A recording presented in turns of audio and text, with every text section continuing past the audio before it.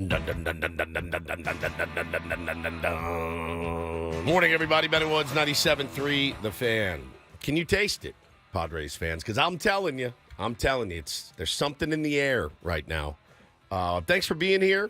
Welcome in. Thanks so much for paying attention, listening to, being involved in our little passion project here.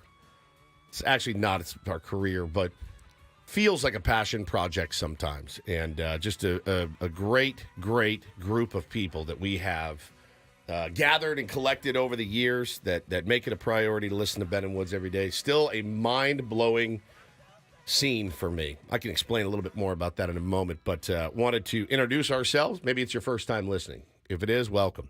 I'm Woodsy, and that is Paul Reindl. He is the executive producer, also the imaging director for the station. So when you hear the imaging, when you hear 97.3 The Fan, Paulie has put all that together. No, that's not me. That's not you, but you put it all together. Yes. And the audio. Paulie is an audio wizard. I was going to combine Paulie and audio. Patio is an audio wizard, and he's also our executive producer. Ben Higgins is your friendly neighborhood sports anchor, and the reason I say that is that he also works at Channel 10 and has for 20 years in a couple of days.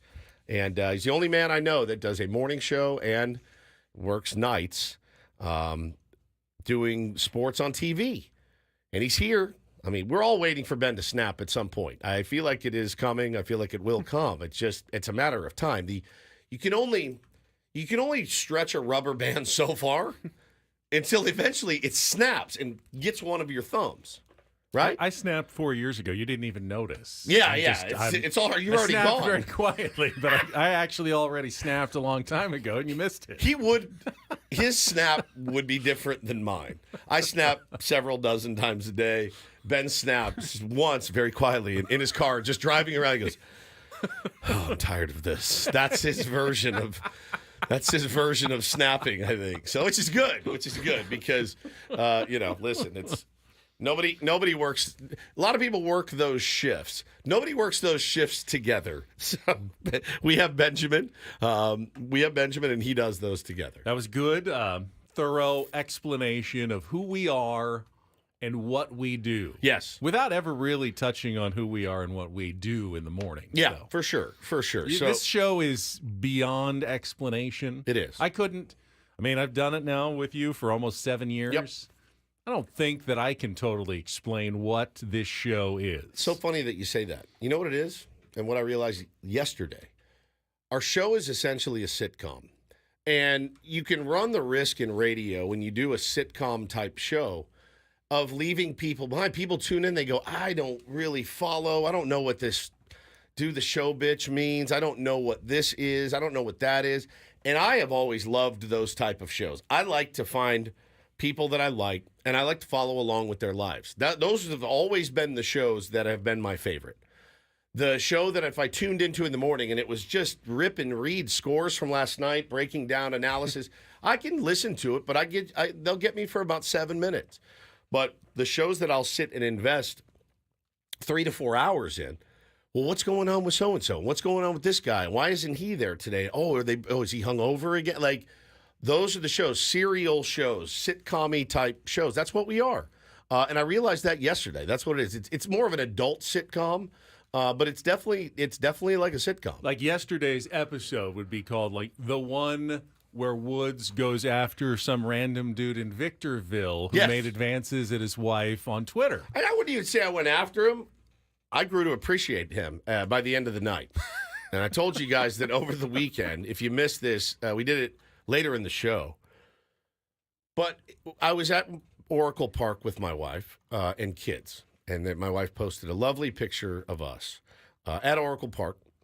And all of a sudden, I just am looking down at the comments, hearting comments, liking comments.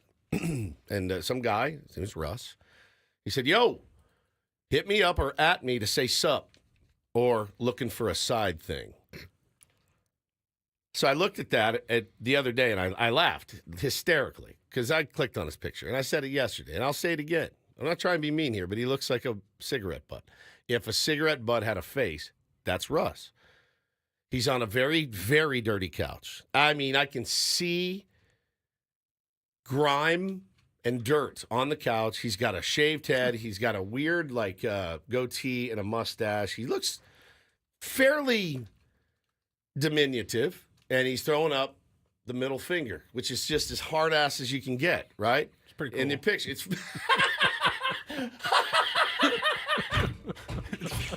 If I'm being honest, it's pretty cool. It's pretty cool. So he's laying cool back. move. The sun is coming into his trailer, and it's shining a light on his finger.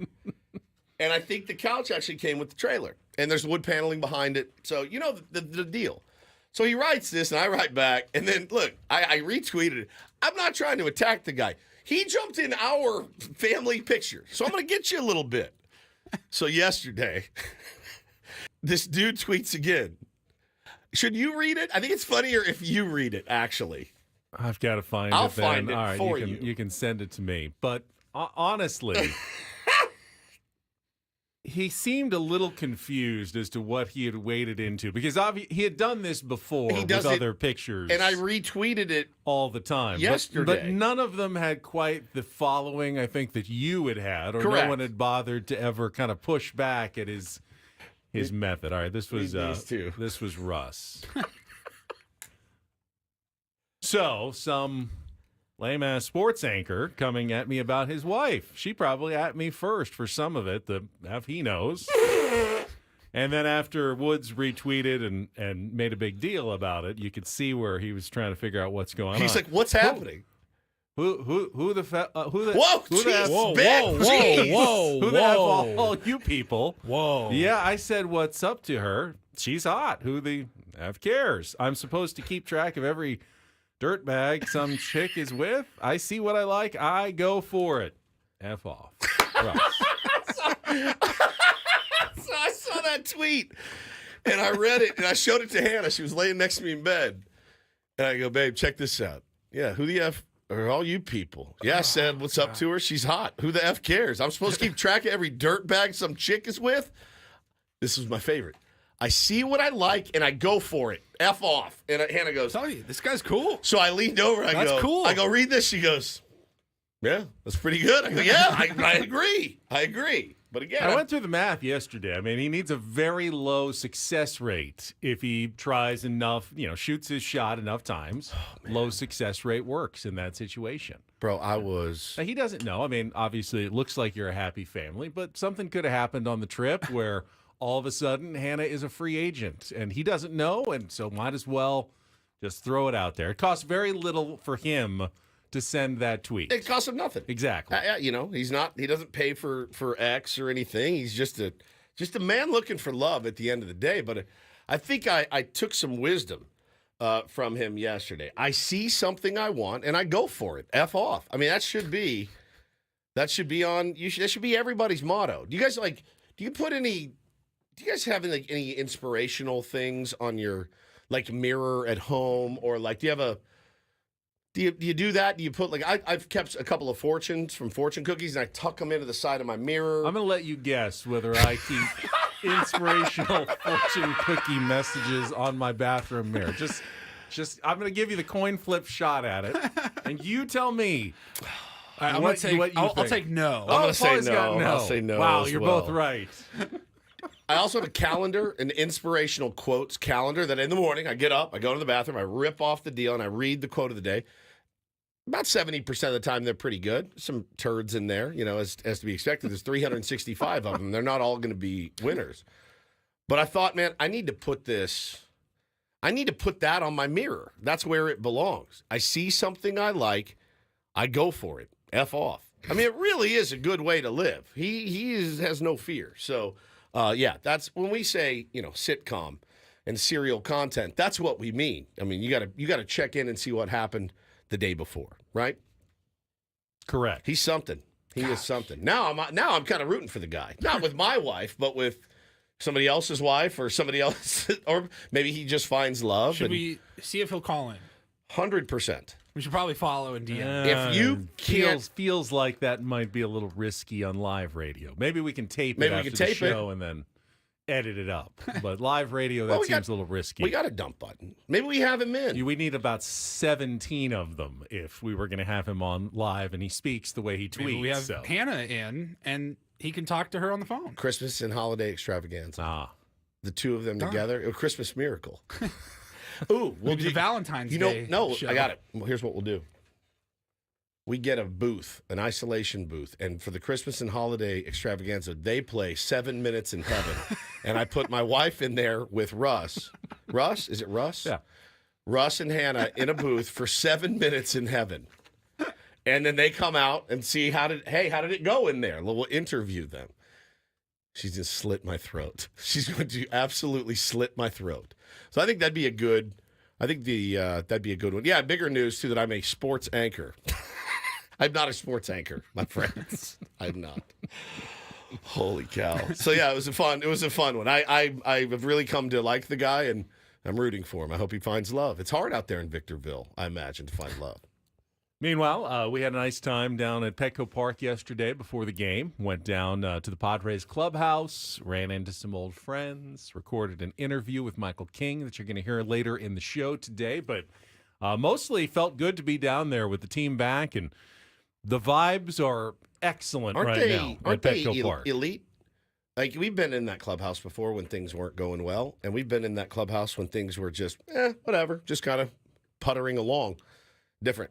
It's different. You can see it. Guys are together. Guys are really shooting the breeze together. Everyone's smiling. The energy's through the roof. What did I say to you? We were in there for about 10 minutes before we had to go back outside to the dugout to record the interview. And in those first 10 minutes, me and Woods were walking around, and I go, I don't know what's going to happen in the next 6 weeks. But this feels like a different team. Yeah, the vibe in the clubhouse. Every time we've gone down there this year, but in particularly yesterday, coming off a sweep, of course the vibes are going to be high. But I'm looking around, everybody is bought in. And focused. Everybody's buddy, yeah. But focused at the same time. It's not just grab ass. Like, everybody, there's just a different energy in that clubhouse. I don't know what it is. I don't know what it's going to mean. I don't know if it means anything. You get the feeling, too, come game time, these guys are really excited to get out there. They really, really are. And I think last night was a really good indication of what this team can do. And they can beat you in a bunch of different ways. And I thought I was just really impressed, man. I was really impressed with last night's victory. I've been impressed for the second half of this season of how these guys have played. Everyone was super cool. Everyone was super friendly. Michael King, I'm going to tell you this right now. He's a gem. He is a total gem and just a great representation of this team and this city. I hope he stays until he's done. He is a fantastic guy, and I hope you guys like this interview. We had some fun behind the scenes of it as well. But, man, just a great group down there. Honestly, man, just a great group. Guys busting balls with each other. In the middle of our interview, well, actually, right at the beginning, we got started, Tyler Wade was taking batting practice. And he's out there, and he's got his little basketball jersey on, and he's hitting. He sees Michael King in the dugout with us. And he doesn't say anything. He just walks up and stops and stares and trying to make Michael King uncomfortable. Definitely something I would do to Ben if Ben was about to be interviewed. And he's, like, waving him off. Then he goes, "Hi, Tyler." He's like, "Hi." He goes, "Why don't you go hit?" And he goes, "I did. Couldn't you hear it?" And Michael King goes, "No." Just like that. I mean, it was great. It was great. So it was a lot of fun.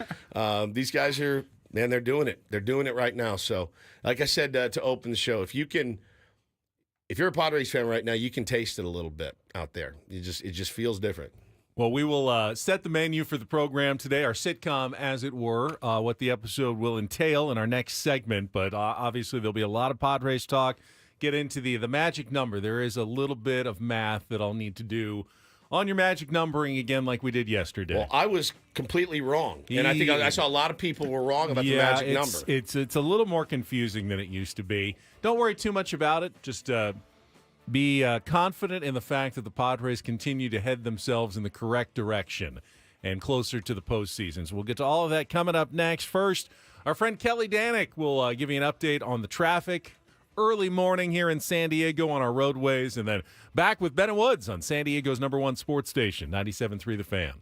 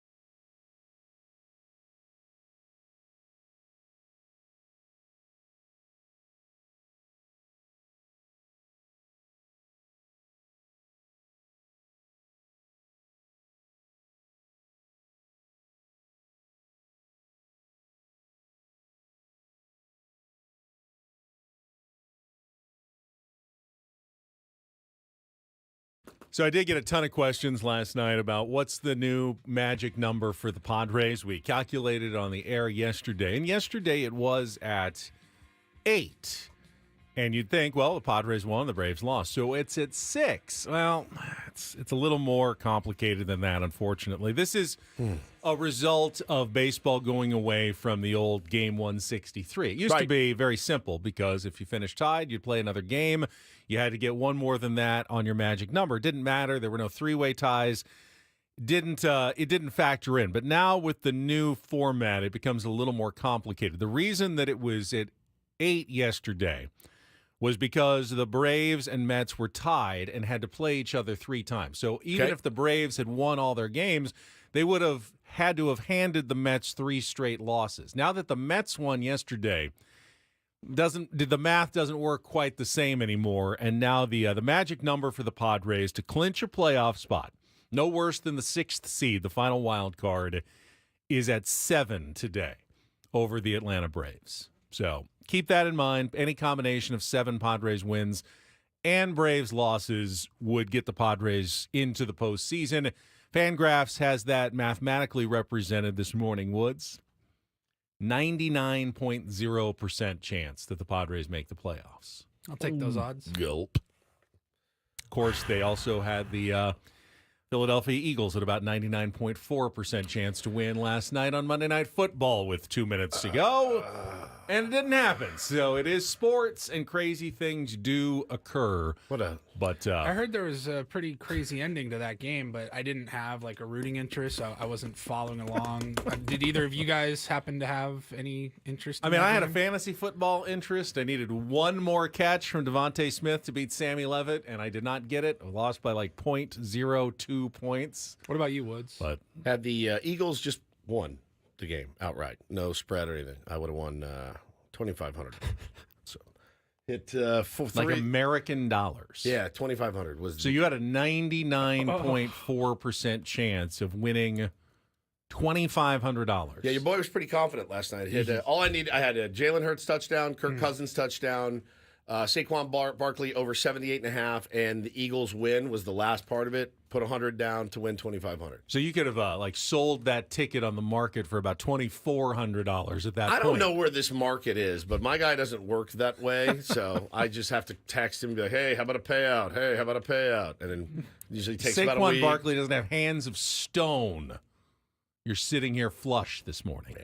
I'm up already. I've been flush for a while, but I'm just like flush. That would have been way more flush. More fun to play when you have more in your account. So I was pretty. I couldn't believe it. I thought to myself, oh man, soon as this win hits, I'm going to go look at the account, see what it is.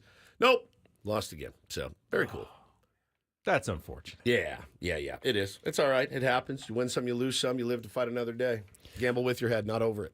We live to do another show today. Here's what we've got coming up for you. The Padres Wrap-Up. We will do the really look at last night's 3-1 win over the Houston Astros. Darvish's performance. Look?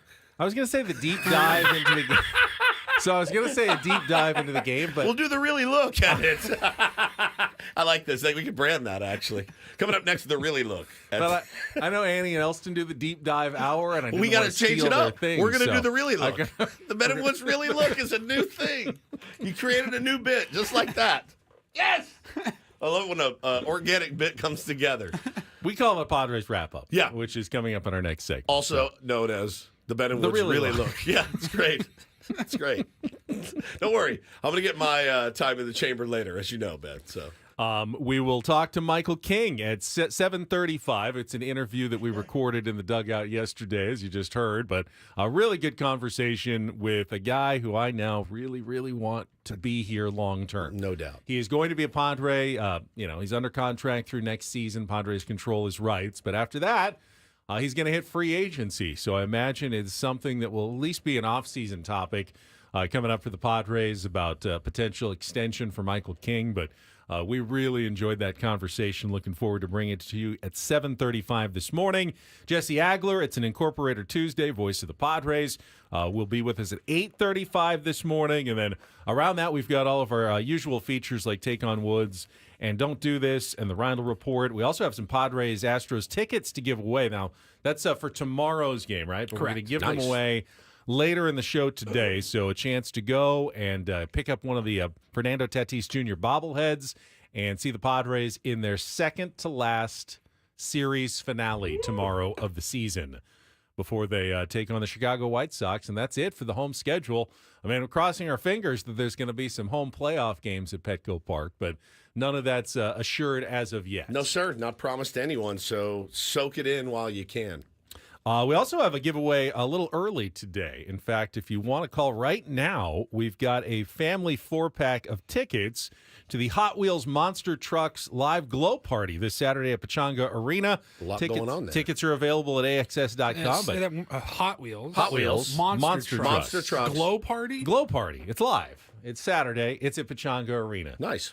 For details, Kids I will love suggest hitting the Google machine and figuring it out. But if you're looking for something to do and you got a family, 4-pack of tickets, call right now, 833-288-0973. Paulie's going to take the third caller, 833-288-0973. You can win that family 4-pack of tickets to see the Hot Wheels Monster Trucks at Pechanga on Saturday. Nice. All right, we'll come back and do our really look at the San Diego Padres last night against the Houston Astros.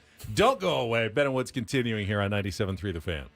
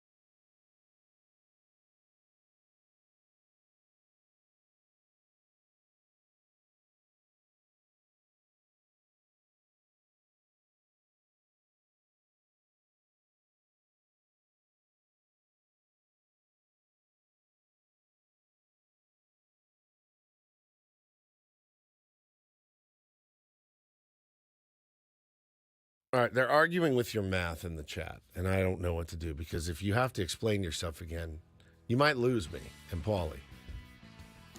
I don't have to do the math again. Oh, God. It's pretty, oh, boy. I don't have to explain anything to you people. I've kicked the hornet's nest, I think. When you question Ben's math, you can question a lot about Ben. Don't ever question his math. F you. Right. Honestly, the simple way to explain it is when you're trying to determine a magic number, just assume that the teams that are chasing you win every game. Okay. And if you do that, how many games does your team need to win to clinch a playoff spot? Because the magic number, you can always control your own destiny by just winning enough games. And right now, if the Braves and Mets won every game, and right now would be the Braves because they're in the last spot. If they won every game the rest of the way, Padres would need to win 7 times. Okay. To finish tied with the Braves, and they had the tiebreaker against them. Still don't understand. But no, you do I trust you. Hey, will you do me a favor, Ben? When we clinch, will you just text me and let me know? I will do that. Or you can say, I would think that you'll notice the champagne popping in the clubhouse How about this? Everything. Hey, why are they but, yeah. celebrating? What happened? Hey, how about this? Give me like a good solid 24 hours. Like, hey, Woodsy, just so you know, The Padres win on Friday. if the Padres win on Friday and or so-and-so loses, you win. Because it would be like me to do a premature sell. I'm going to be at the game on Friday. There's a chance they clinch Friday night. I would be there, which would be really sick. So would you give me the heads up on Thursday? Let me know where I'm at. I will give you 24 hours of heads up. Thank you. This could be the day coming up. Again, you're talking to somebody that doesn't know what a deductible means. I still don't know what it means. I don't know what customs are. These are things, you got to go through customs. Oh, yeah, I know. Mm-hmm. What's that? I try to understand. We've done this bit before. I don't know. Babe, Tell what's me our where to go. deductible? $500, I think. I don't even know what that means. I don't know. You're like, so do I give you 500? Do they give me It's going 500? to cost me $500? Or no, I've already paid $500? Oh. Like if I get in a wreck, well, what's our deductible? I don't know. What should I do? I'm like a moron when it comes to this stuff. So, and math is, ask my dad. My dad who used to scream at me at the table. Scream! When we were doing math at the table. Because he's a math guy. He's like Ben. It just clicked for him. And I wouldn't get it. And I would flip my papers up and throw them all over the room, and he would not understand. So I stick to my strengths. He's double-checking his math right now. I am double-checking Yeah, the he math, is. He is. but He's I also locked have in. a website that double-checks it as well, and they also agree that it's 7 at the moment. Okay, 7. But that also involves the potential of 3-way ties where the Padres could still lose to the Braves in a 3-way scenario. That's why it's just more complicated now than it used to be. It'll work itself out pretty soon. Jeff says, after trying to understand Ben's math, I'm confident knowing the magic number is purple. Yep, that's it. Exactly. That makes more sense to me. They can't clinch today. They will not. I will let you all know they cannot clinch a playoff spot today. They did get closer, though, last night. We will go through the highlights, our Padres wrap-up, coming up right after this check of traffic on 97.3 The Fan. From the 97.3 The Fan Traffic Center, here's Kelly Danick. Traffic is sponsored by Air Max, San Diego's highest-rated heating and air company. Visit them at airmax.com. Yeah, guys, off to a busy start this morning. Got this crash on southbound side of the 15th and 32nd Street. Several vehicles involved. They're over to the right shoulder. We've also got on the southbound 5 at Imperial, accident involving several vehicles. Tow truck is on scene. It's got the slow lane blocked. And not far from that, on the Coronado Bridge, about mid-span heading over to the island, accident involving a car and a motorcycle. That's got the left lane blocked. Also traveling on northbound 805 before the 163. We are getting reports of a stalled pickup truck in middle lanes.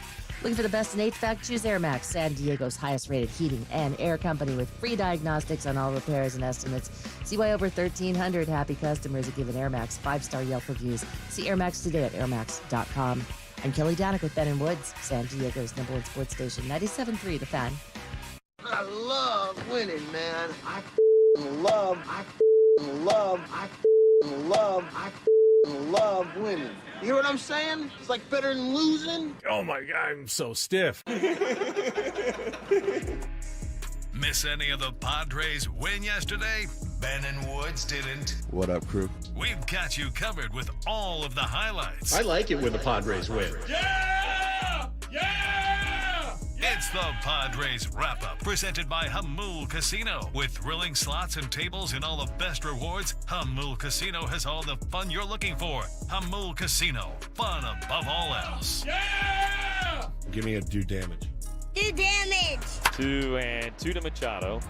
And the pitch from Arrighetti is ripped into left field. That's a base hit down the line. Profar going to score easily from second. Manny is on his way there to replace him. Hayward's throw will be cut at short. Back-to-back two-out doubles in the first. And the Padres with a 1-0 lead. For Darvish's near perfecto. Here's a ground ball from Bregman off the handle out to Machado at third base. Manny throws him out, and 3 ground ball outs for Darvish in a 1-2-3 top of the fourth inning. Paz with a 1-0 lead over the Astros. Merrill swings at the first pitch, sends one a mile to center field. Dubon will leap. He's got no shot. It's going to go.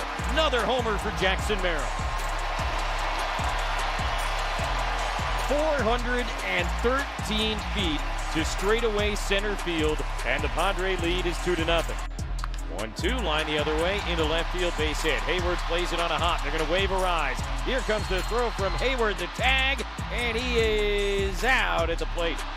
Rise came in awkwardly, sort of tumbled over Caratini.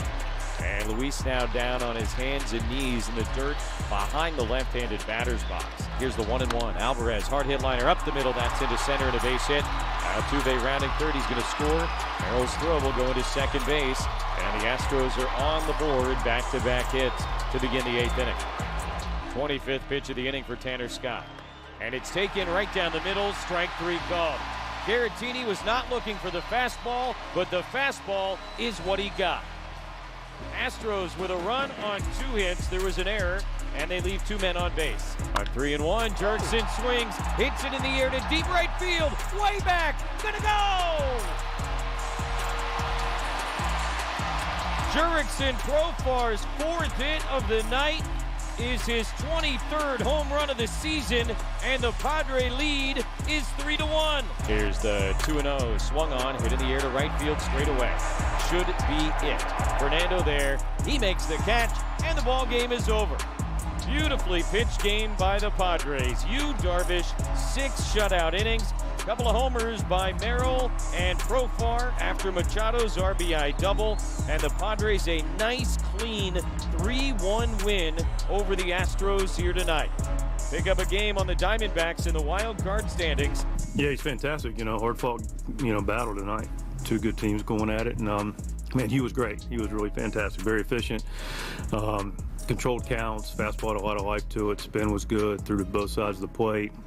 I thought he was vintage you. He was tremendous. Love it. Vintage you. 6 innings, 3 hits, 2 walks, 3 strikeouts, but made the pitches that he needed to make. Got some weak contact, fielded his position well. That play was very difficult to end the second inning. Yeah. Very tough swinging bunt that he had to go field to his right and then throw all the way. Got him by just an eyelash at first base to thwart a potential early game rally for the Houston Astros. Great work. Well done by Darvish yesterday. Thwart is a great word. Thwart. You've really been mixing. Is there another show doing incorporators with you lately? Because Thwart. Yesterday it was a bunch of French words, and today it's thwart, which I love it. I love it. Great performance from Darvish last night. Good performance from the bullpen last night. I think the overarching theme of what I saw from the fan base last night was a pretty terrible send by Tim Leeper, who, by the way, all right, you want to jump right into Let's dive right in. Luis Suarez, because it is certainly the most concerning aspect of last night's game is the health condition of Luis Suarez after he slid into home plate on a ball that they did not need to send him home on. Now, is it a ridiculous send? No, Yes. Of course. No, it is. It's not ridiculous. It's absolutely ridiculous. There's literally no reason to make that send. None whatsoever, because of who's running and the situation. Most importantly, who's coming up behind him.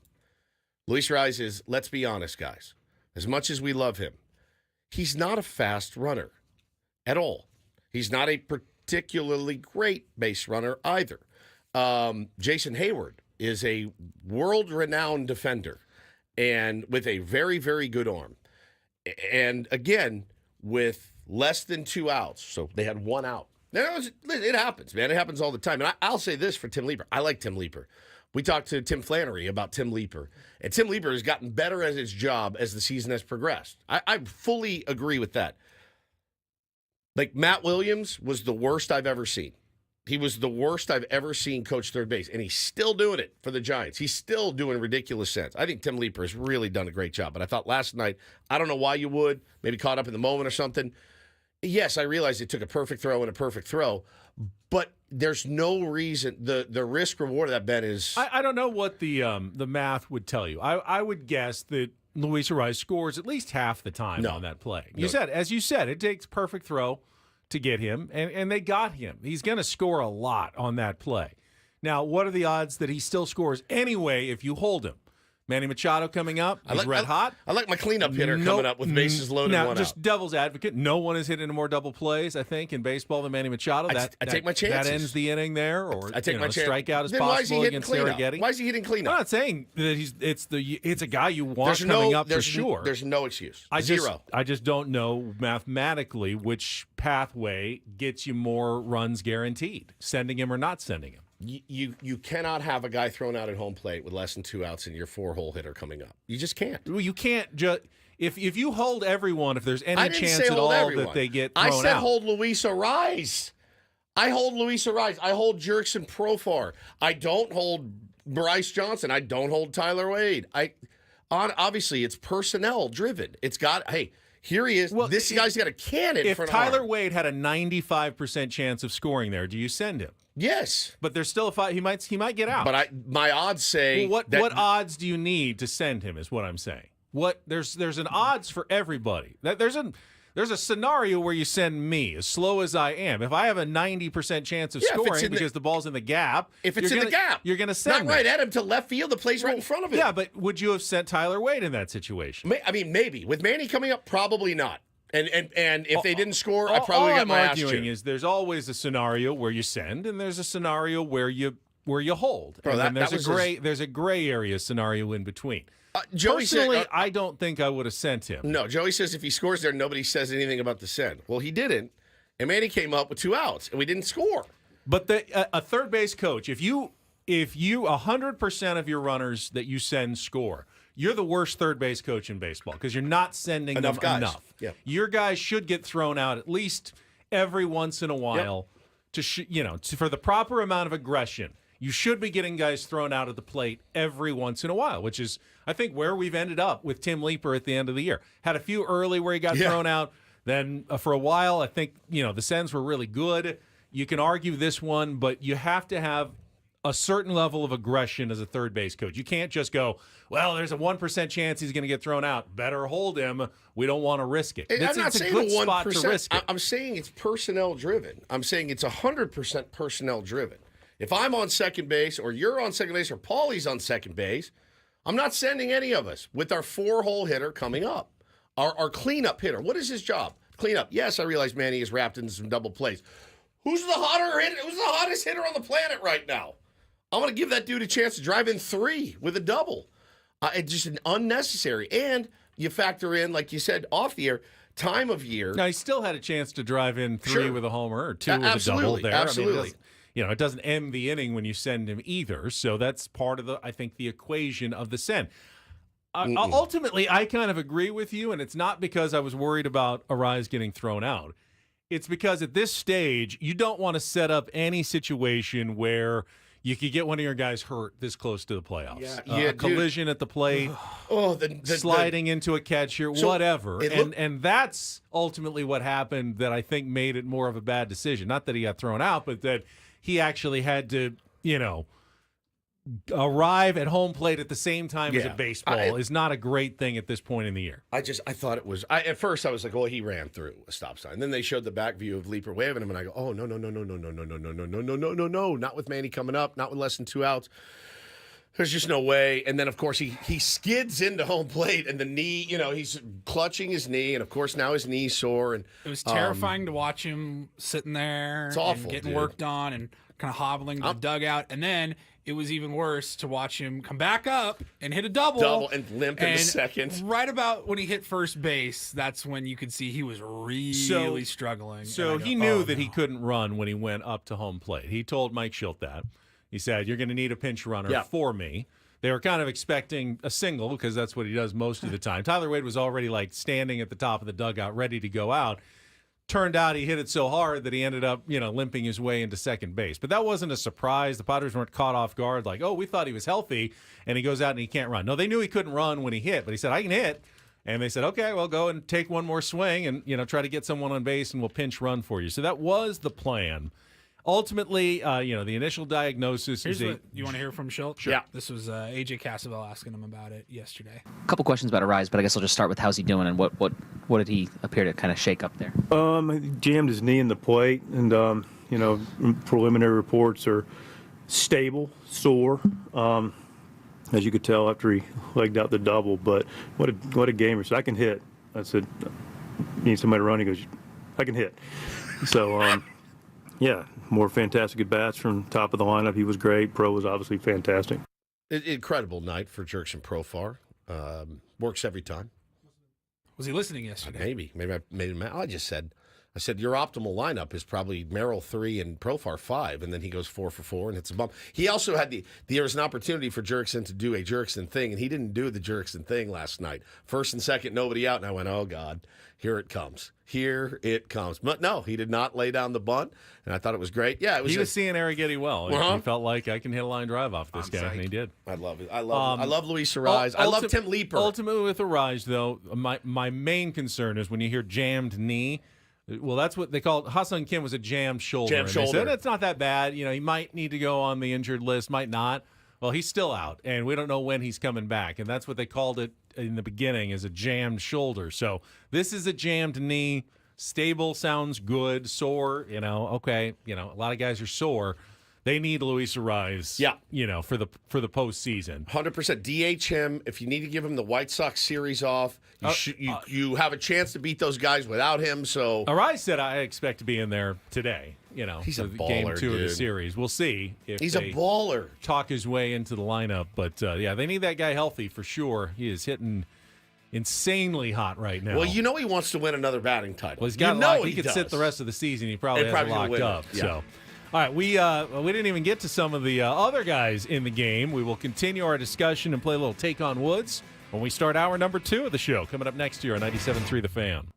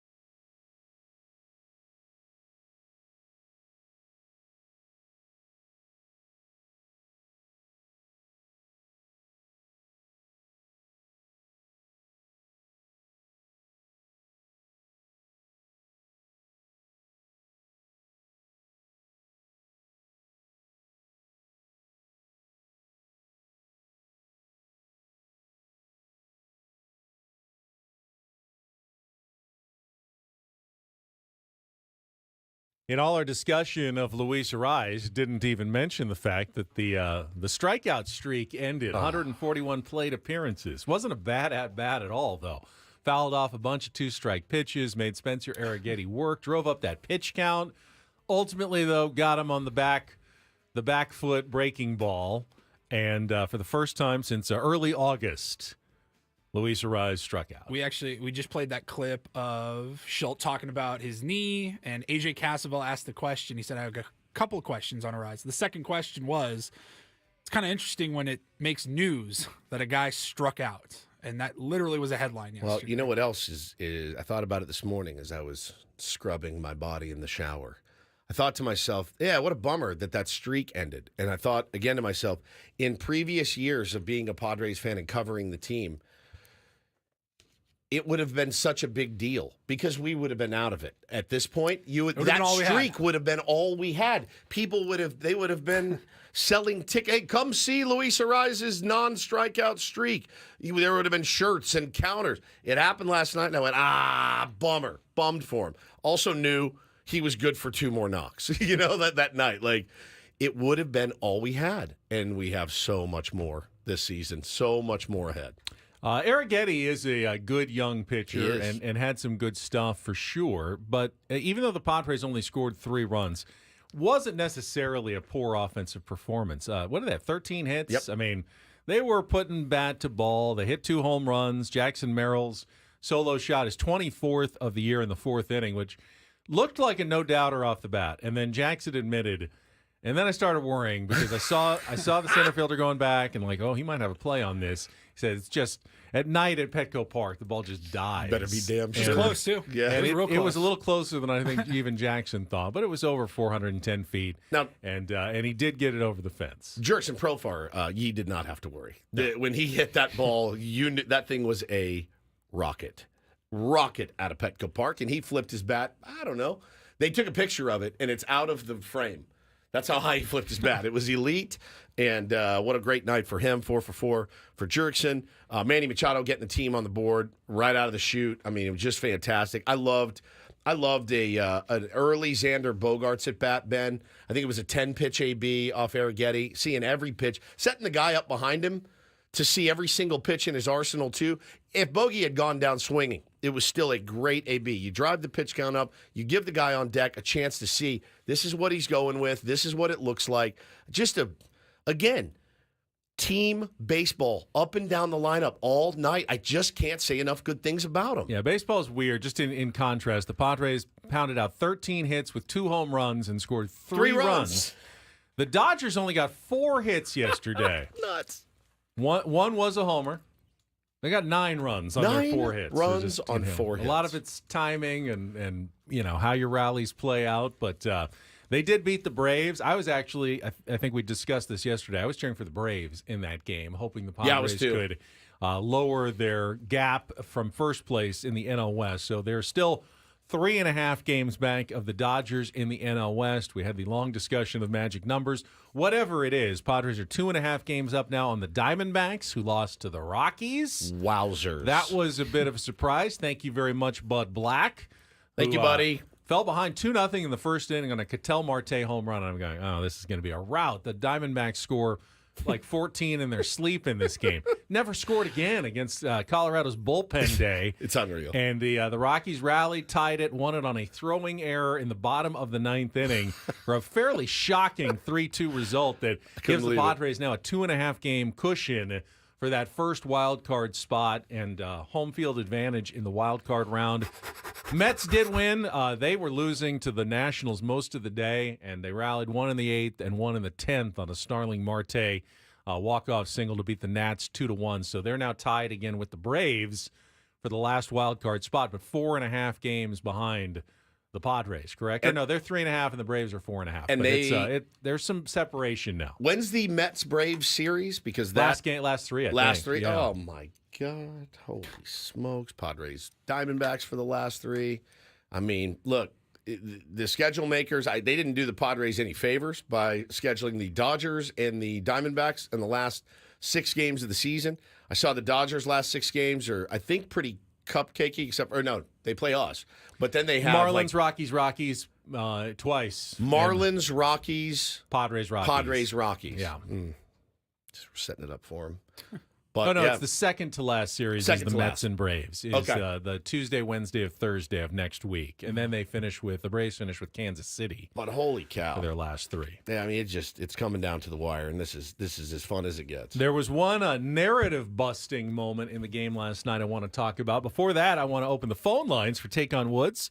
I had a winner yesterday, a chance to qualify in our musical trivia challenge for a trip for 2 to Las Vegas, 2 nights at the Wynn or the Encore, and tickets to their show, Awakening. If you want to call in now, phone lines are open, 833-288-0973, 833-288-0973. Play our game here in a couple of minutes. The narrative buster, of course, was our long discussion yesterday about Robert Suarez in the 9th inning. And I'm sure everybody from Mike Schilt to Robert Suarez on down had a nice smile when they saw him come in and pitch a 1-2-3 ninth. Eight pitches. Very efficient final inning. Hell of a nice play, by the way, by Donovan Solano at first base. And Robert Suarez. Yeah. For getting there, catching it on the fly after a lollipop toss from Donovan. Timed it out perfectly. 1 pitch, 1 out. I don't know about you guys, but at that point, when we 1 pitch, 1 out, I felt pretty damn good about it from there on out. And I mean, I think that's why you can't knee jerk every time the closer blows a save. He's got that in him. You keep rolling right now. I mean, the guy that everybody wanted in so badly was Tanner Scott, and he had probably the worst inning for the guys out of the bullpen. But Jason Adam continues to be incredible, and Ass delivered last night, as Ass always does. Usually. I'm sure Mike Schilt was at least quietly nodding, like after he said yesterday, or the day before yesterday, hey, if we have a 1-run lead, I feel comfortable going back to Suarez. Well, it was a 2-run lead thanks to Jurix and Profar, but he was coming in with a 1-run lead had Profar not homered in the bottom of the 8th inning, and Suarez rewarded his skipper's faith with a very solid inning and his 33rd save of the season. Would be nice to see him, regain some of that form and a little confidence going into the postseason, because there's going to be a moment like there was in 2022 where he's going to have to face a batter like a Bryce Harper, a Kyle Schwarber, someone nasty on nasty with a game on the line at some point in the postseason. You can just almost guarantee that's going to happen. Yeah, I mean, look, he's a high leverage guy. Schulte said this yesterday. High leverage guys are going to face high leverage situations. So I honestly think, Ben, if we got it, let's just play it forward. If it's Philly and they got Schwarber, Turner, and Harper, you're going to see Tanner Scott. I would think. There's no. I think you'd be insane not to. No matter when that comes up, they know when it's coming up. They've got the lineup right there. They know exactly what they need to do. Yeah, man. But what if it's Turner, Harper? And then who's after that? Castellanos? Yeah. I'll take Tanner Scott, too. I mean, you know what I mean? It's like you never know how exactly it's going to work out. What the minimum 3 changes everything. That's true. The minimum 3 is a nightmare. In the old days, you might have 1, and just that's the inning. We got to get their big guys, and we're going to empty our best guys to make sure we get through that inning. You can't do that anymore. You go Adam, Scott, Suarez. Who cares? Trying to win a game here. I think, look, they're going to play matchups, I think, down the road, but it was really nice to see. It was really, really nice to see Bobby Fastballs come in and get the job done. No sweat at all. Don't forget our conversation with Michael King is coming up at 7:35. Really fun one we had in the dugout before the game yesterday. Right now, though, we got some contestants on the line. Right. Let's get to it. It is time to take on Woods.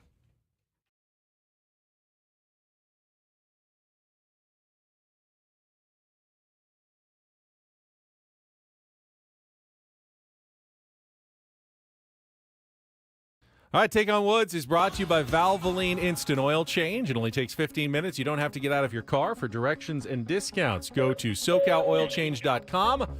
That's SoCalOilChange.com. Is this Scott? It is. Scott, you are a contestant today. Good luck. If you don't know the rules, here they are once again. 5 questions. You go first. Woods goes second.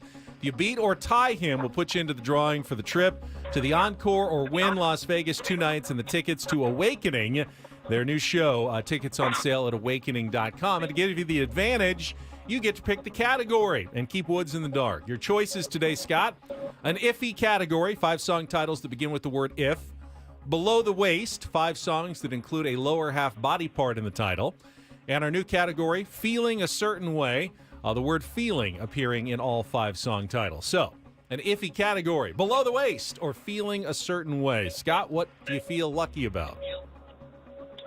We'll try. I don't feel lucky about any of them, but I'll go with the last one, Feeling a certain way. All right, this category should have you feeling a certain way about the word feeling, which appears in all 5 song titles. You'll have 60 seconds. If you don't know an answer, you can pass. We'll come back to it if there's time remaining. First question's the 2-second song. Paul, you're going to play you a little clip. You need to give me the title with the word feeling and the artist to score that point. 2-parter. Scott, are you ready to play?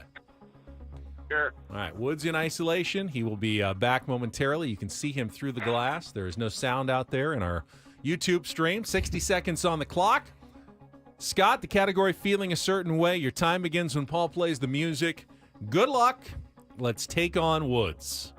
Hookah chaka, hookah, hookah, hookah chaka, hookah, hookah. I just got this feeling, and I don't know who that is. All right, let's move on. Now a classic rock staple, which debut single by the band Boston features the lyrics, I closed my eyes and I slipped away. Feeling you. Incorrect. Which 1984 power ballad was the second #1 hit for REO Speedwagon following 1980's Keep On Loving You? Oh, what is that? I'm not sure. Pass. All right. I like the way your sparkling earrings lay against your skin so brown is the first line of which Eagles classic? Hotel California. Incorrect. Which 2011 hit by rapper Flo Rida samples the Etta James classic Something's Got a Hold on Me? Oh, good God. That's a shutout today for Scott. I don't think that's No, that's not going to hold up. I will just leave the answers twisting in the wind so everyone can play a second time here as Woods plays his game. The only difference is Woods doesn't get the category. See if he figures this one out pretty quickly. Let's put 60 seconds back on the clock. Woods, your time begins when Paul plays the music. Good luck. Let's take on Scott. Hookah chaka, hookah, hookah, hookah chaka, hookah, hookah. I can't fight. I'm so spun. Tom Jones. All right, pass. Now a classic rock staple, which debut single by the band Boston features the lyrics, I closed my eyes and I slipped away. More Than a Feeling. Correct, which 1984 power ballad was the second #1 hit for REO Speedwagon following 1980. I Can't Fight This Feeling. Correct. I like the way your sparkling earrings lay against your skin so Peaceful, brown. Easy Feeling. Correct, which 2011 hit by rapper Flo Rida samples the Etta James classic Something's Got a Hold on Me. Are you going to let me get the first one? Yeah, go back to it if you'd like. Hookah chaka, hookah, hookah, hookah chaka, hookah. Hooked on a Feeling by, it's Engelbert Humperdinck. No, good guess though. Now a classic rock staple, which debut single by the band Boston. I've got that one already. Oh, you got that Yes, one? Then you got all the Flo Rida. I need Flo Rida. It's Flo Rida. Etta James classic something. Taint You Feeling. won 3-0. Oh, thank God. Feeling we had a certain 0? way, yeah. That was needed it. Hooked on a Feeling by Blue Swede. Blue Swede. And Good Feeling is the name of the help this feeling. Sounds just like Tom Jones and Engelbert Humperdinck. Deep Inside. I love More Than a Feeling, though. What a jam. So the guy blanked, huh? Yeah, it was a tough one today for him. Sorry, Scott. Thanks for playing. Woods needs a confidence-building win, though. Scott, thank you for that confidence-building win. Heading toward the playoffs, he needs to build up a little confidence. He clinched a long time ago, so now he's just trying to smooth keep his it out. form going into October Lord. at this point. Sorry about that, buddy. No worries. All right, we've got Don't Do This coming up next, and a little controversy with the ninth inning home run that Robert Suarez gave up 2 days ago to Elliot Ramos that popped up. I want to talk about Kayak Dave in San Francisco. I read an article yesterday and I went, somebody needs to take this guy and sit him down and have a conversation with him. He's more petulant than my 6-year-old, and that's pretty petulant. I don't know if this surprised anyone necessarily. He's a guy in a kayak. every single game of the season looking for home run balls. What did you expect? I expected better than this. All right. To be honest, I did. Don't Do This is coming up next after a check of traffic on 97.3 The Fan.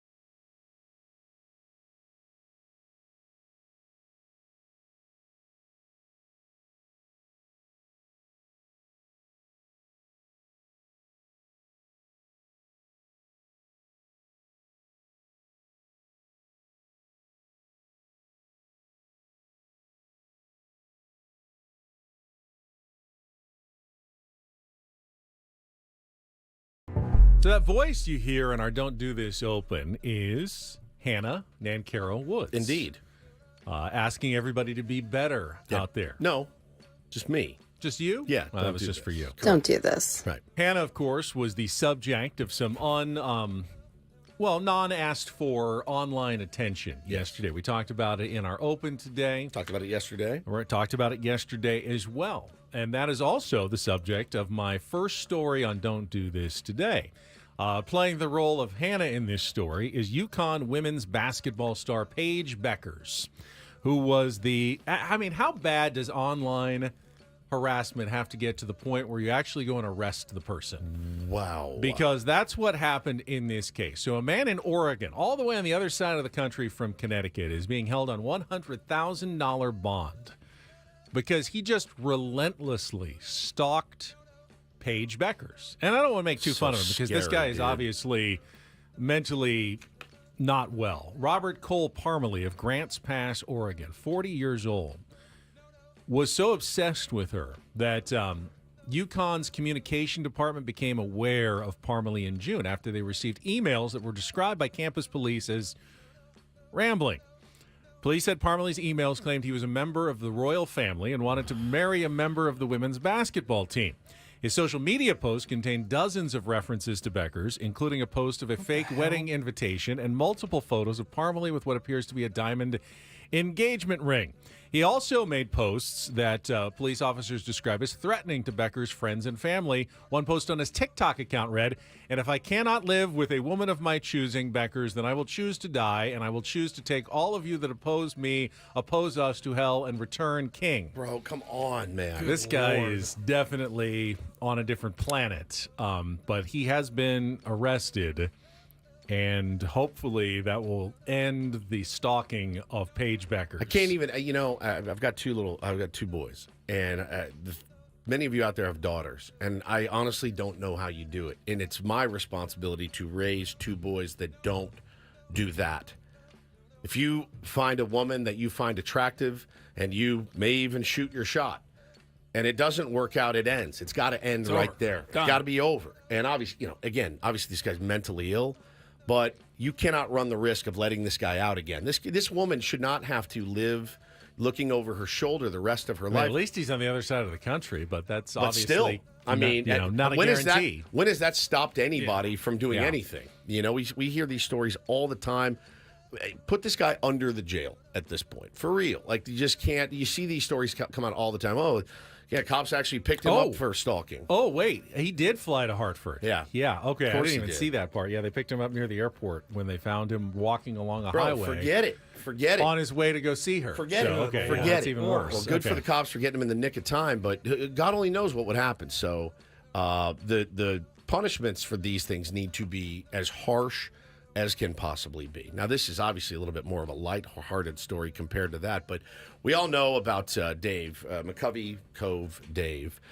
Dave Edlund is his name. I've seen him. I didn't really know about him. Well, he's the guy. I've seen him a million times. He's the guy. He's been out there for 20 years catching balls that go into the water. All right, good bit. Caught a lot of historic Barry Bonds home runs. The waterborne Zach Hampel, as somebody called him in the in the chat this morning. But what struck me as interesting were his comments yesterday. We know that Elliot Ramos hit that first right-handed Cove shot. It's never happened before.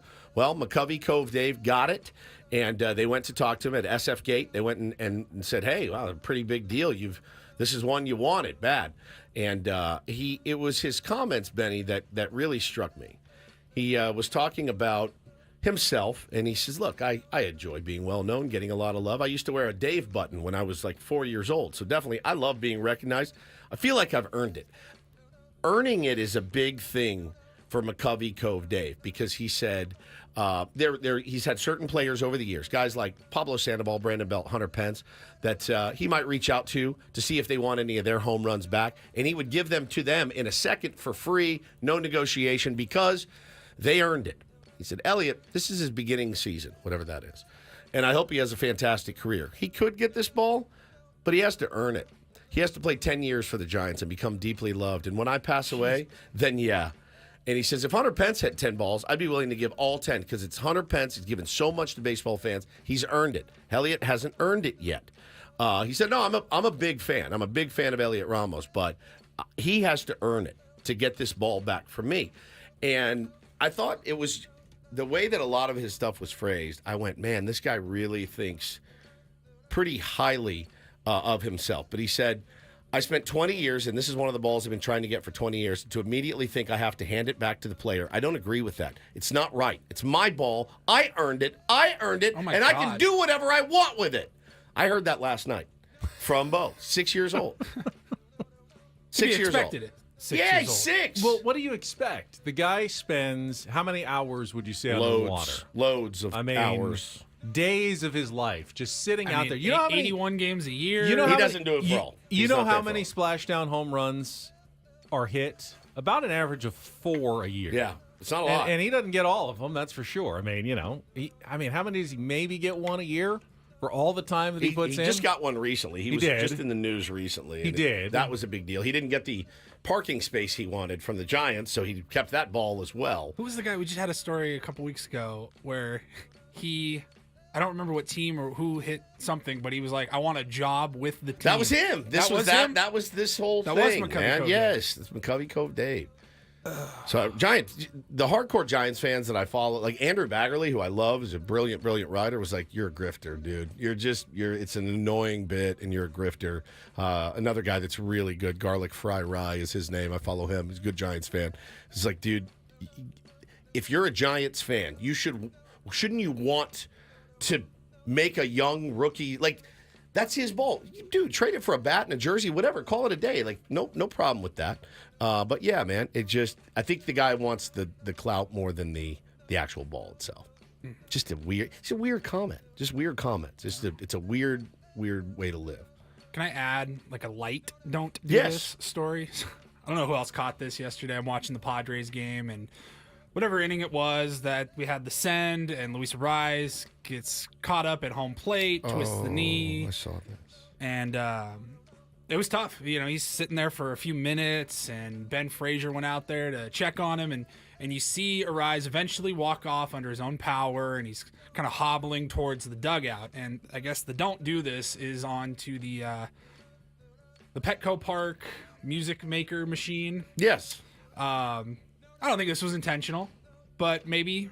Was it not pre-programmed, right? I don't think it's pre-programmed, but maybe just take into account the situation, what's going on. I know what you're talking about. In the background of the game, Don and Tony just were silent for a second as you see Suarez kind of hobbling his way over to the dugout, and I hear in the background at the stadium, everybody clap your hands. He's hobbling off the field. Trying to get the crowd riled up for the next upcoming at-bat.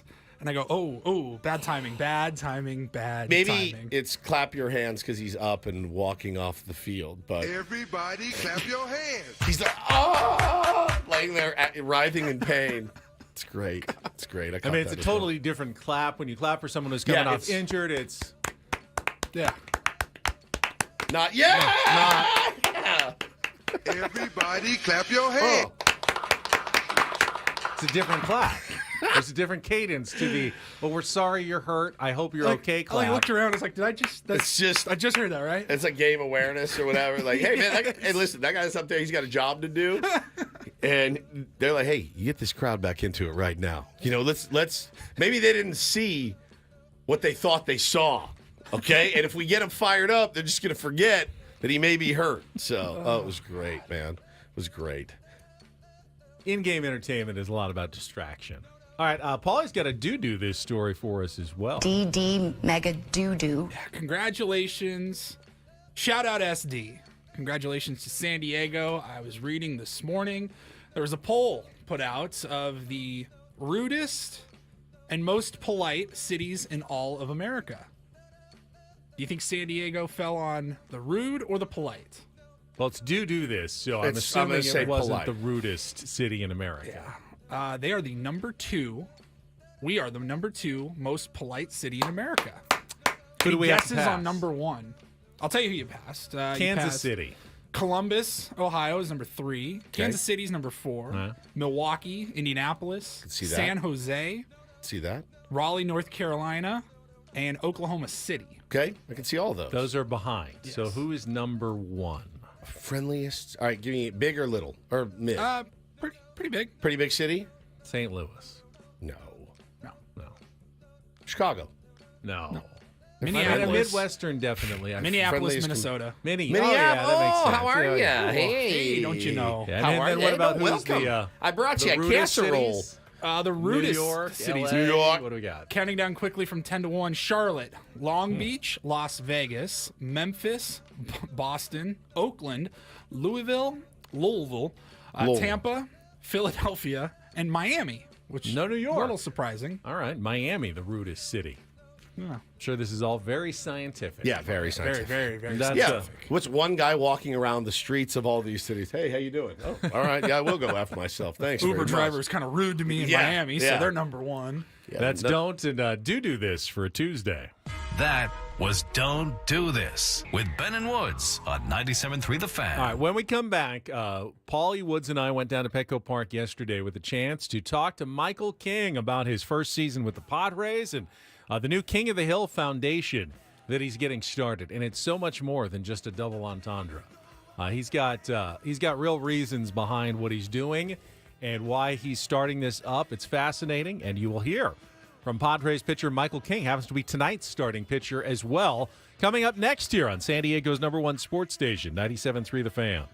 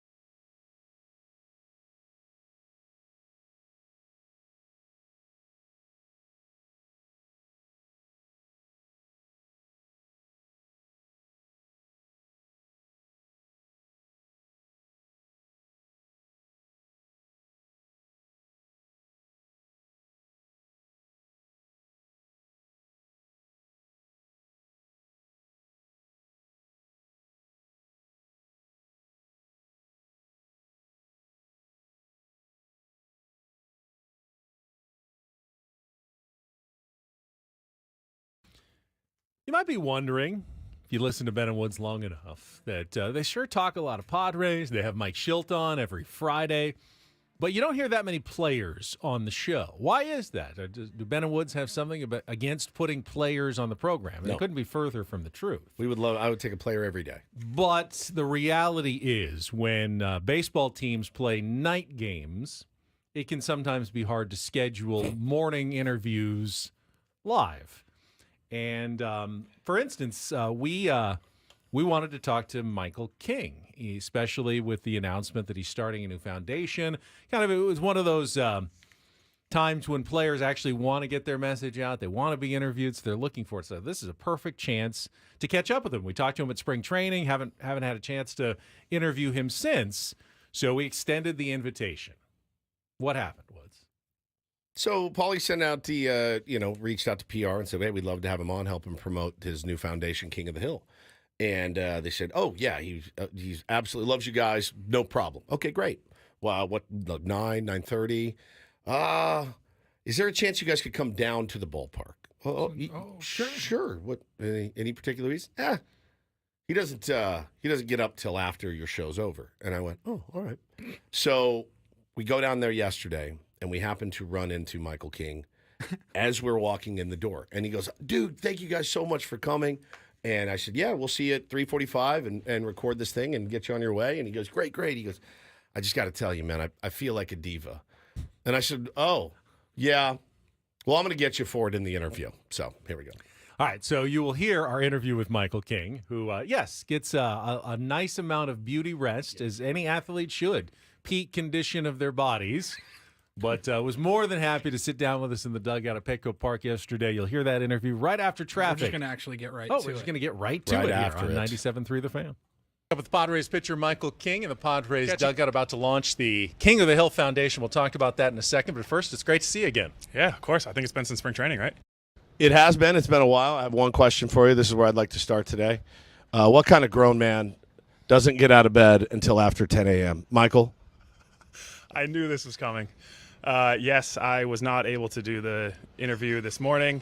I don't go to bed until pretty late, so I need my beauty sleep, and it sometimes runs me after 10 a.m. Well, it seems to be working for you. You're looking good and fresh and fantastic. So it was 6.5 months ago that we first met you in the back patio at Peoria. It was a great conversation. As you look back now, what stands out to you from the journey, from then to where you and the team are right now? Honestly, I think it's all the relationships that I've developed. You got me when I honestly didn't know anybody in the locker room. I walked into a spring training locker room that was filled with big leaguers, minor leaguers, guys that I didn't know were going to be on the team or not.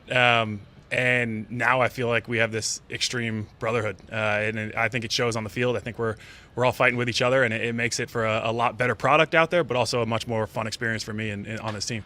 Chemistry is something I think that every radio show, every team needs to have. It's not something that can be faked. It's just not. You can try to force the issue a little bit. Was there a moment for you this season where you kind of looked around and went, "Oh yeah, this is the real deal. We are actually all together"? I think it's been a culmination of all the comeback wins. And obviously I wasn't here last year. I got asked so many times what happened last year and what's different from last year to this year. And obviously I can't speak to what happened last year, but if you just look at the numbers, we were really bad in one-run games. We were really bad in extra inning games. And I think that those moments, I know this is the chicken or the egg conversation. I don't know if those moments make us closer as a team or if because we were already close, those moments become easier and now you're fighting for your brother next to you instead of just going out there and playing a baseball game. So I think those are the moments that all think back on as to how I got closer. Guys that were times where guys had my back, times where a pitcher comes in and just shuts the door down in the 8th inning and we come back and win the game. So it's been a culmination of all that. And like I said, it's been very exciting. For you personally, early in the season, there were some good moments, also some trouble with the home run ball. And then all of a sudden, it just seemed like the hard contact off you stopped. Is there something that you felt like changed or clicked in like a month and a half, 2 months into the season? I definitely think my command got better. I came out and in my first start walked 7 against the Giants, and I think that it wasn't as much a confidence thing as it was I needed to just attack with my stuff in the zone, and then I would be able to limit hard contact because even if I was still in the middle of the plate, I was able to throw all of my pitches for strikes. In those first few starts, couple months, I was 2-0 to like their best hitter, and then obviously I have to now throw a cookie in the middle of the plate, and me hoping that it's just a 110-mile-an-hour line drive at somebody ended up being a home run. So I think that me getting ahead of counts and being more confident in all of my pitches at any point in the middle heart of the plate will play better than being 2-0, 3-1. Talking to Padres pitcher Michael King here on Ben and Woods this morning. And listen, I know you don't want to put the cart before the horse, but you guys are planning and preparing for the playoffs. How exciting is that, just to know, hey, man, we got a 97% chance of getting in there. Going to be facing some really, really good teams. You're going to get your shot to go out there and compete against the very best and try to win a World Series ring. It's the best. I mean, that's what you play baseball for. You got to win the last game of the season. So I think that we have been on this stretch for a long time. I also think that we've had a lot of really good teams come in here, but also coming in these last 2 weeks, and I think it'll really prepare us for playoffs. I've never started a playoff game, so it's a huge dream of mine. I can't wait to do it. I think that we have the full makeup in terms of all the guys on our team. And you can definitely feel the atmosphere, whether it be the fans that are here or just the attention to detail that we're really putting into these last 2 weeks because of. And how much, like, every starting pitcher just wants to go as long as he can. And sometimes you run out of gas, but you're never going to let anybody know you run out of gas. It's got to be a pretty good feeling to know, if I don't have my exact best stuff tonight, look who's coming in behind me to maybe bail me out or maybe secure me a dub today. Absolutely. Yes, I want to go complete game every time I go out there. I also hate getting pulled from games, and we know. We've seen it. Yeah, we've seen it. You seem really friendly at every other time I've ever seen you, except around the sixth inning, when all of a sudden you look really mad most of the time. So and I've already had conversations with Schulte where I have to apologize after because of my emotions in the moment. I hope that Schulte respects that, but so he does. But the main thing is, I think it happened in, I don't know if it was my last start or the start before. Ruben came out, it was the sixth inning, and he told me to empty the tank.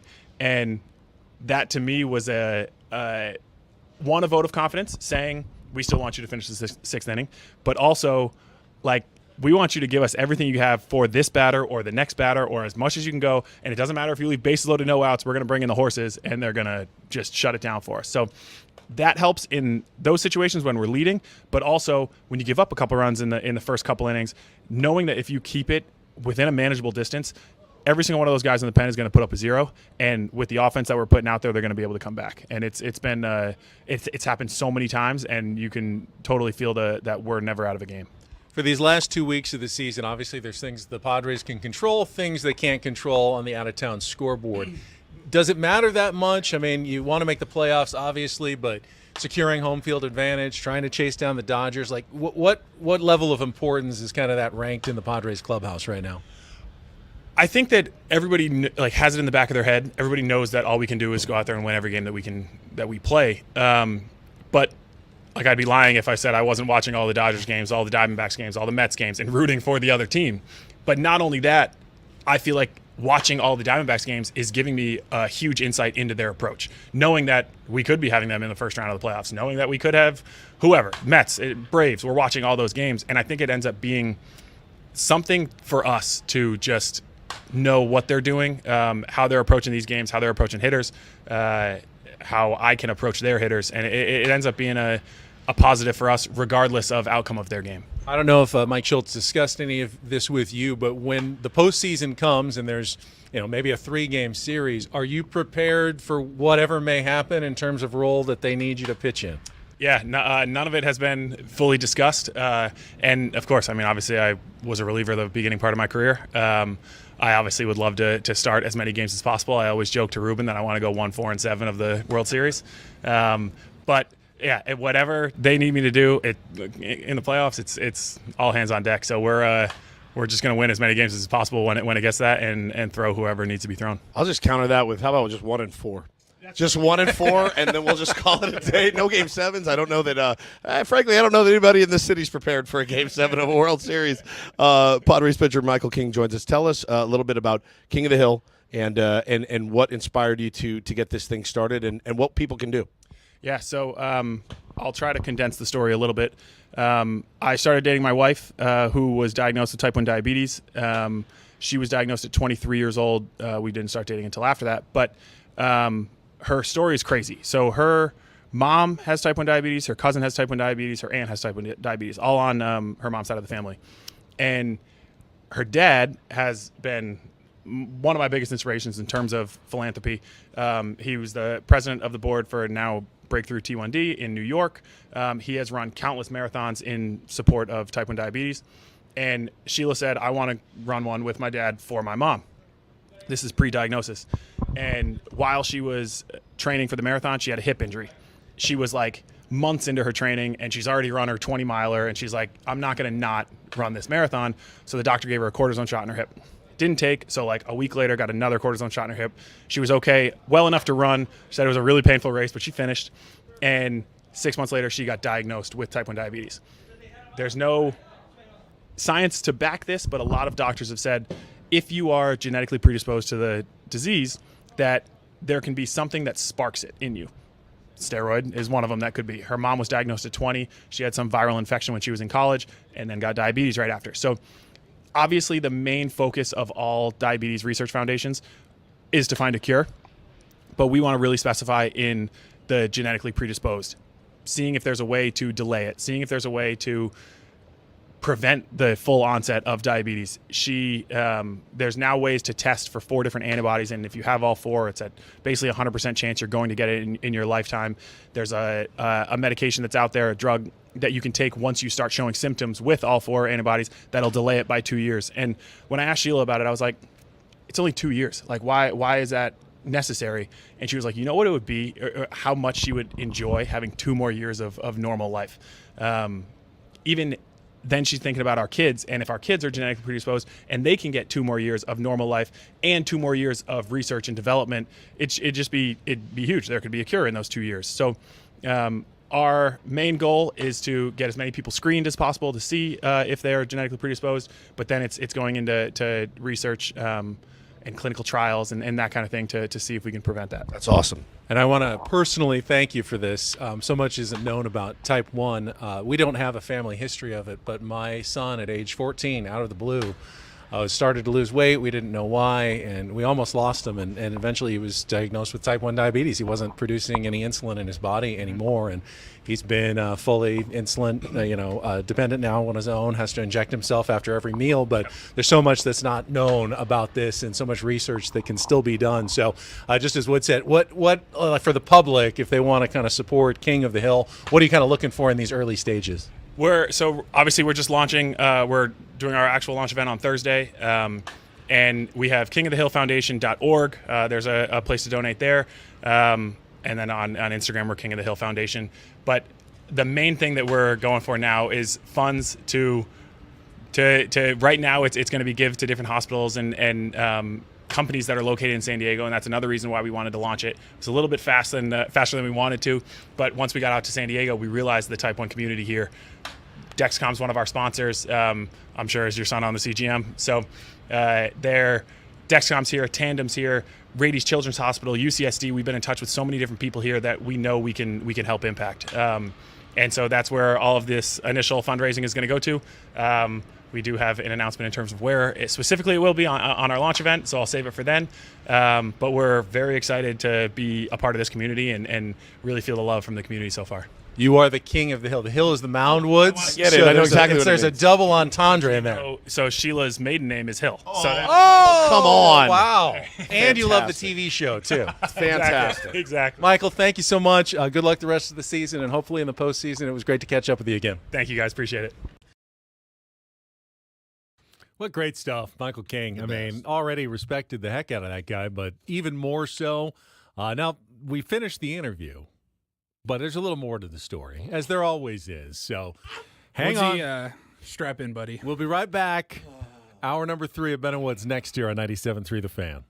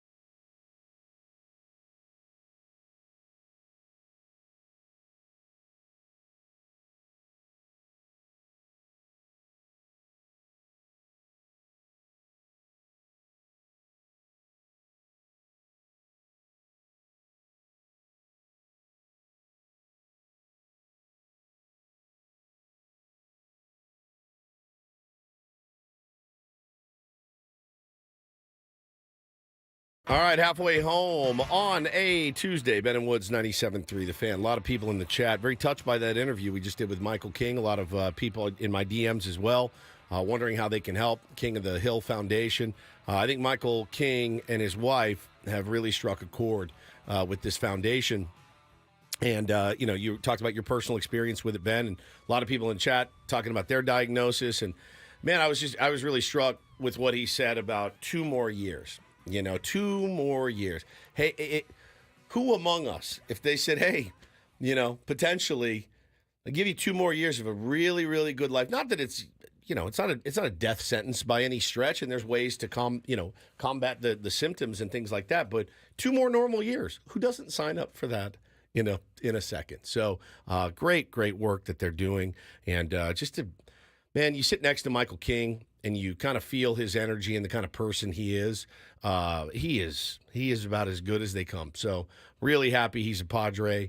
There was a lot of pressure on his shoulders when he got traded over here. You're the guy that got traded you're the centerpiece of the Juan Soto deal. That's going it was held up on you. Yeah, that was going to be around. That's going to be around forever. And I just can't say enough good things about the man, the person, and the pitcher. I mean, I love watching him pitch. And I want to thank the tier ones in our chat who are sharing their own personal stories, as well about family members or personals, battles with type 1 or even type 2 diabetes. They're very different diseases, but any research is appreciated, and that's why I'm so thankful for Michael King for starting this foundation. Again, he'll have more details on Thursday at his launch event. So apparently I was very excited to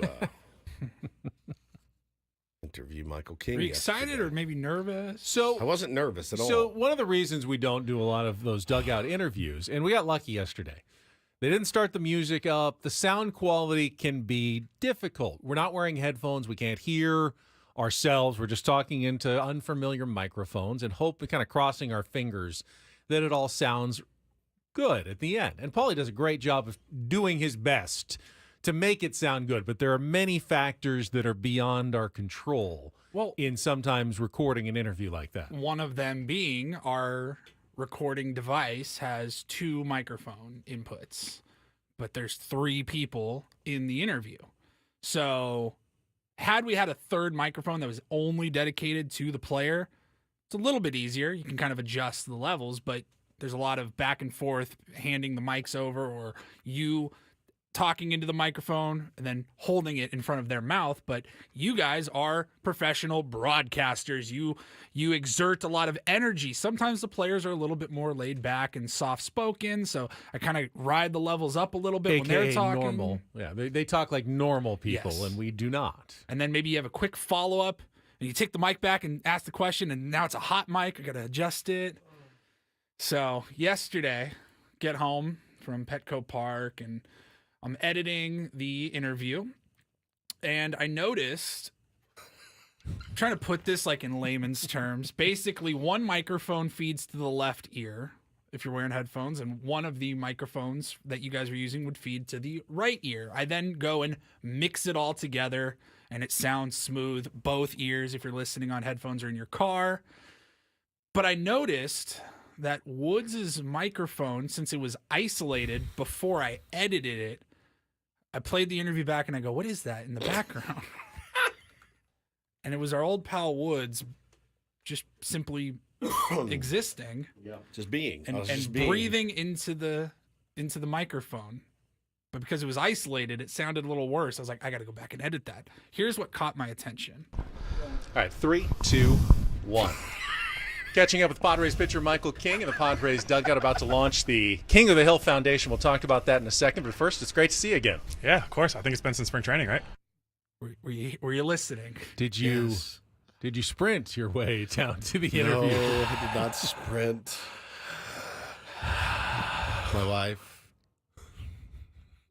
My wife, Hannah, will sometimes just shoot me a look, and I go, oh, must be breathing heavily. Sorry for breathing next to you. All right, 3, 2, 1. Catching up with Padres pitcher Michael King and the Padres dugout about to launch the King of the Hill Foundation. We'll talk. I feel nude. Paulie, can you remove my microphone and Michael King's audio and just isolate just Woods' microphone? Well, I'm glad you asked, Benjamin, because I absolutely can. Here's the first 25 seconds of that interview. You might hear Ben or Michael King in the background, but this is only Woods' microphone. All right, 3, 2, 1. Catching up with Padres pitcher Michael King. The Padres dugout about to launch the King of the Hill Foundation. We'll talk about that in a second. But first, it's great to see you again. Yeah, of course. I think it's been since spring training, right? So it was 6.5 months ago that we first met you in the back patio at Peoria. It was a great conversation. As you look back now, what stands out to you from the journey, from then to where you and the team are right now? I sound morbidly obese. You sound like you jogged here from Encinitas. I know Woods remembers this. Paulie may be too young. Does anyone remember 1-900 numbers? Sex lines? Yes. Of course you remember those. Yes, I remember the 1-900. Heavy breathing. 3, like, 2, 1. Oh, yeah. Somebody just said Bulldog Woods. I'm a Frenchie. 3, 2. Oh my God! Catching up with Padres pitcher Michael King. Oh my Padres dugout about to launch that King of the Hill Foundation. We'll talk about that in a second. But first, it's great to see you again. Yeah, What's your problem? What is your problem? What is my problem? Next interview, I'm going to be like this. Mechanically, I think when I'm not talking, I lower the microphone away from my face. I don't. Do you just keep it up there right the here. entire time? Just keep it here. The worst part about that interview was Paulie said, hey, with the two mics, you have to hold the mic over to his mouth. And the mic was very heavy. So you see me, I'm switching hands several times because your arm starts to get tight. That thing must weigh at least 1.5 pounds. Seriously. Well, I had done upper body at the gym. I was very sore. You can't do upper body on days we got to do interviews. So Patrick says, do I have sleep apnea? Obviously. Yes. Are you kidding me? We've had this combo. Catching up with Padres pitcher Michael King. The Padres dugout about to launch the... This is what... I get it now, Hannah. I'm sorry. I apologize. I totally understand. Now I'm so domed out, I'm just going to be... Somebody says, do you wear a CPAP when you're awake? I should. First for 24 hours CPAP. God dang, man. Bulldog Woods is great. Yeah, Frenchie. It's more of a Frenchie.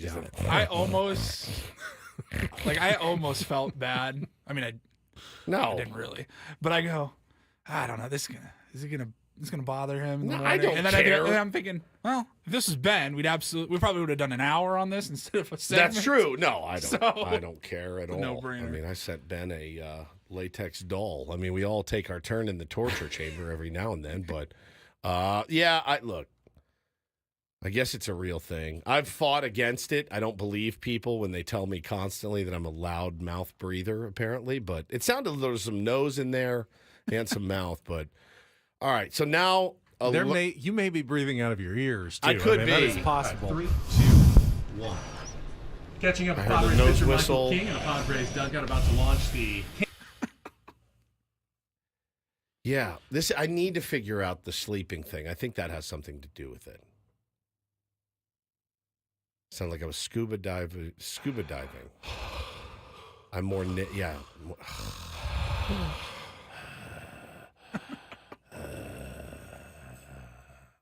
Alex says you can go get it checked. Bro, I've done sleep study after sleep study. I have a CPAP under my bed. I can't sleep with it on. I can't. I feel like I'm drowning, and it's a worse night's sleep for me. Oh, God. Have you looked into that implant that I see advertisements for? It's an implant. I'll do it. I will do it.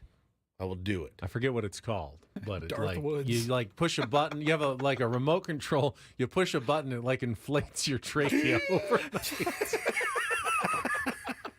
Sounds extreme, but people swear by it. I've seen it all. I've heard it all. They have mouthpieces. They have guards. They have CPAPs. Megan, this is one I've seen recently. There is mouth tape that you tape your mouth shut at night. So that's cool. I'll just wake up Or I won't wake up at So- all. Just he choked on his own vomit. Who would have thought? 'Cause So you're he gagged. taped up. It's just panic, man. It's just panic. All panic. I just want to breathe normally. Holy cow. Michael, our boss, says he uses the mouthpiece. It works well. Yeah, all right, I'll try the mouthpiece next and report back. But yeah, I know how bad it is for you. Plus, I think about how much I abused my heart and lungs and for 30 years, and I'm like, oh boy, all right. It's a matter of time, fellas. So let's live each day like it's our last. How about that?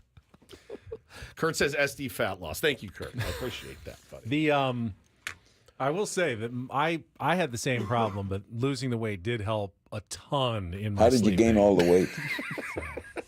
It's fantastic. I'm working on it. My diet is cleaned up. I'm working out, so we'll see what happens. The rest of the interview, though, with Michael King, I loved him talking about his mentality and his frustration when he has to come out of a game and having to apologize to Mike Schilt a couple of times for looking surly when the manager came out to get him. His last start, I thought I actually saw that when Ruben Abel came out and said, empty the tank. You've got this is it. So empty the tank here, let it all loose, get through the inning. He did. And then he's got that bullpen you talked about that you got to feel good knowing you've got those guys behind you in the Padres bullpen anytime you need it. Just give us 6 strong innings, and you're always putting the Padres in really good position. Yeah, man. And the thing about not wanting to come off the mound, I hope Schultz, not mad at me, bro. Every manager on the planet loves that move. They love it, and they'll give you the hey, you can't. Hey, when I come to take you out, you got to go. But don't show me up or whatever. But I've never thought Michael King has showed him up at all. And every single manager is like, and plus it's Michael King. It's like getting mad at Ben. Like you can't get mad at Michael King. It's not like Mad Bum, No, where he's just always angry. Like we get it. You're so intense. You're the most intense guy, Mad Bum. We understand. But it's like, he's caught up in the moment. Cool thing was talking to him before the interview, and I said, so he goes, I just have a hard time sleeping after a start. I go, what about the night before a start? He goes, no problem. Sleep like a baby. I go, really? Like that to me would be the one where I wouldn't sleep a wink. And then after you kind of exert all your energy, he said, but the adrenaline is so peaked after a start. He goes, I can't stop sweating. Like it's just, it's a lot. So just kudos to him, man. Great dude, great family. And I'm so glad he's here. Just what a future in broadcasting he has. I noticed you didn't hear him breathing heavily into the microphone. So. Are you comparing yourself to Michael King? No, I'm saying he has a better future in broadcaster than I do. Because he doesn't breathe into, and you too, he doesn't breathe into the microphone. He's also good looking. Yes. Yeah, he's got the whole package. For sure. Yeah. Smile. Yeah. He's great, dude. Great sense of humor. And we talked to him at spring training. Like, does dad or his mom, somebody does. His dad's broadcaster. Yeah, it's in his blood. He's good. He's a good TV sports anchor like me, I think. Yeah, in the Northeast, many years. Our baseball coverage on 97.3 The Fan is presented by T-Mobile. Switch to T-Mobile. You can get tons of benefits. Still save on every plan versus AT&T and Verizon. Use their savings calculator to find out how at T-Mobile.com/switch. We got Jesse Agler, voice of the Padres, coming up at the bottom of the hour. He's going to get me, by the way. He's like not mad at me, but I annoyed him. You did? Oh, I crushed him when I was in San Francisco. I think it irked him. So he's gonna have some words for when me. We come back though, and I wasn't breathing. It had nothing to do with that. I'd like to do a quick update on the National League Rookie of the Year race, which is really going to end up with 3 guys who probably could have easily won the award any other year, but aren't going to win it this year because of probably Jackson Merrill. We'll get to that coming up after a check of traffic here on 97.3 The Fan.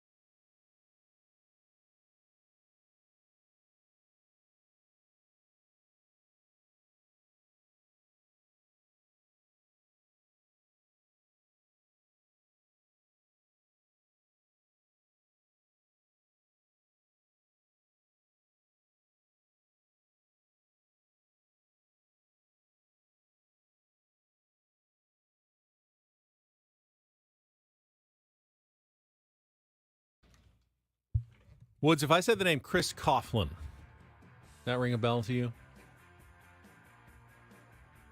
No. Should it?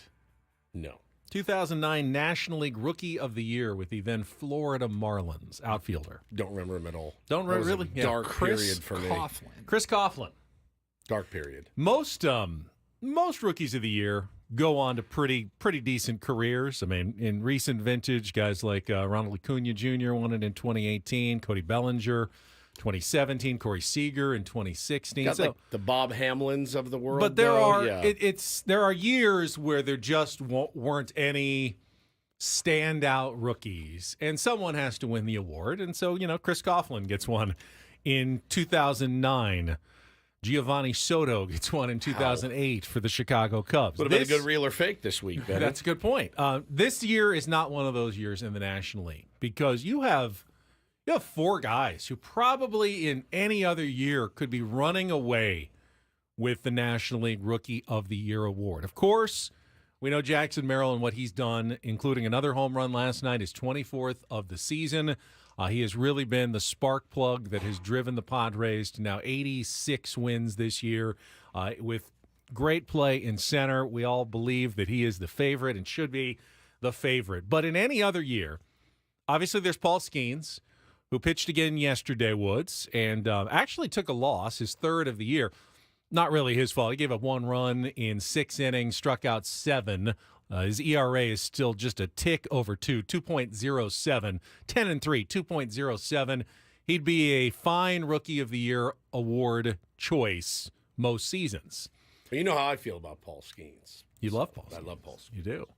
Wish I loved anything as much as you love Paul Skeens. Rookies don't have 2020 seasons. That's just something that's not done. Jackson Churio already has one. He's 20 years old.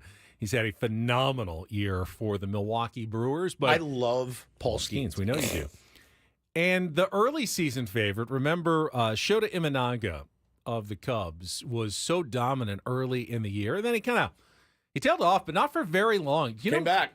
He's now 14-3 with a 3 ERA, had 11 more strikeouts yesterday in a win over the A's. He's actually a Cy Young candidate in the National League, but still seems to fall short of Skeens and Churio and Jackson Merrill in what has really shaped up as one of the best National League Rookie of the Year races that I think we've seen in a very long time. Yeah, I mean, it's such a good way to look at the future of baseball. And, you get the feeling that Jackson Merrill's not going anywhere. Jackson Churio is here to stay. Paul Skeens is electric, and Shota Imanaga is an incredible talent. So the future of baseball, for my kids, and it's great, man. It's in great hands. These are some of the best players in the game right now, and they just happen to be rookies. So you feel pretty good about any one of those 4 guys on your team. And yes, every year you look at it and you go, yeah, I mean, that's pretty good for a rookie. These guys are, in Jackson Merrill's case and Jackson Churio, Ben especially, they are directly impacting their team's chances to win a World Series. Paul Skeens is not, and it's through no fault of his own. He's done his job, but he's played in 20 games this season. 21, sorry. It's hard for me to give, as elite and electric as he is, as much as I love him and love watching him pitch, it's got to be Jackson Merrill. And plus you think about, how many games has Jackson Merrill won for this team? How clutch has he been for this team down the stretch? That has to factor in. And had he not gotten hurt, Yoshinobu Yamamoto is 6-2 with a 2.63 ERA. He's actually pitched even less than Paul Skeens, just 16 starts this year. They'll probably give it to him just to give me a heart attack. Won't throw him in the mix, but talk about 4+1 unbelievable rookies in the National League this year. Yep. And Jackson Merrill, for my vote, is just a little bit above the rest of them and has separated himself just enough that I feel confident no matter what happens these last couple of weeks of the year should be Jackson Merrill's award, but doesn't diminish or take anything away from the very, very fine seasons that all those other gentlemen have had this year. I can say all 4 of those guys are an absolute blast to watch play the game of baseball. Churio, too. I mean, he is so much fun to watch play. And obviously, you know how I feel about Paul. And Imanaga I had on my fantasy team this year, Ben, and he was dominant for me. I love him as well. But I love Paul Skeens. I don't get me wrong. I love Paul Skeens. He has some videos on Instagram that I lie in bed at night and I show my son. About work ethic. Believing in yourself. It's a good sign, though, for the future of baseball. Yeah, I just said that. That stars are continuing to emerge. Yeah, you never want to be stale. I think it's a good sign for baseball, Paulie. I feel like baseball's in good hands in the future. Guys like What do you Jackson think? Merrill, Jackson Churio, Paul Skeens. I think it's great for the game I of do too. baseball long term. Well, one thing we haven't said yet is that the future of the game is in really good hands, especially with these You can't NL say rookies. it enough. Yeah, I guess you can't. It's really what You want to would drive say. the point home. I'm going to reiterate every once in a while. Good points. Where's like that. Adam when we need him? Our boss Adam loves to reiterate things. Just making sure you guys got this email. The one that was sent to everyone, we got it. Now I have to delete yours to go back and read it. We got it. But yeah. Does he know that makes it harder to find those emails? That's the thing. That is true. It's true. If I get an email from Ben Higgins and it goes to everyone, and then I get an email from Adam Klug, reply all, hey, making sure you saw this email from Ben. Then when I want the email from Ben, I don't remember. I just see an email from Adam, and I go, It like stacks the emails, and It it's stacks like Ben, them. Yes, comma, it's Adam, Ben, comma, right. and it's like, where was the original email now? I feel like you're. Is it extra sweet because it's against the Dodgers? I feel like it's one of those moves where you're like, hey, everybody, look at me. I'm working. I'm on it. I'm on it right now. Eyewash is what it is. It's Boss Eyewash. He's the reiterator. You're just the non-payer attentioner. That's the difference in Adam and yours. You weren't reiterating. You just weren't listening. No, It's I fine. just wanted to make my own point. And which was the same Which point that I happened to just be made. the same point that you were making. It's a good point. I think we can all agree, though, good at the end of the day, The it's future good for the game of It's baseball. good for the game of baseball. The future is right. Is right. It's in good hands. It's good hands. It's my favorite. All right. Boss wash, Jesse's usually a little sharper than I am at this point. So why don't we turn things over to Jesse Agler He's about to roast me up. in our next segment, and he can roast Woods as much as he wants. Sit back and relax because it's coming. I can when promise you. when that. we return with Ben and Woods on 97.3 The Fan.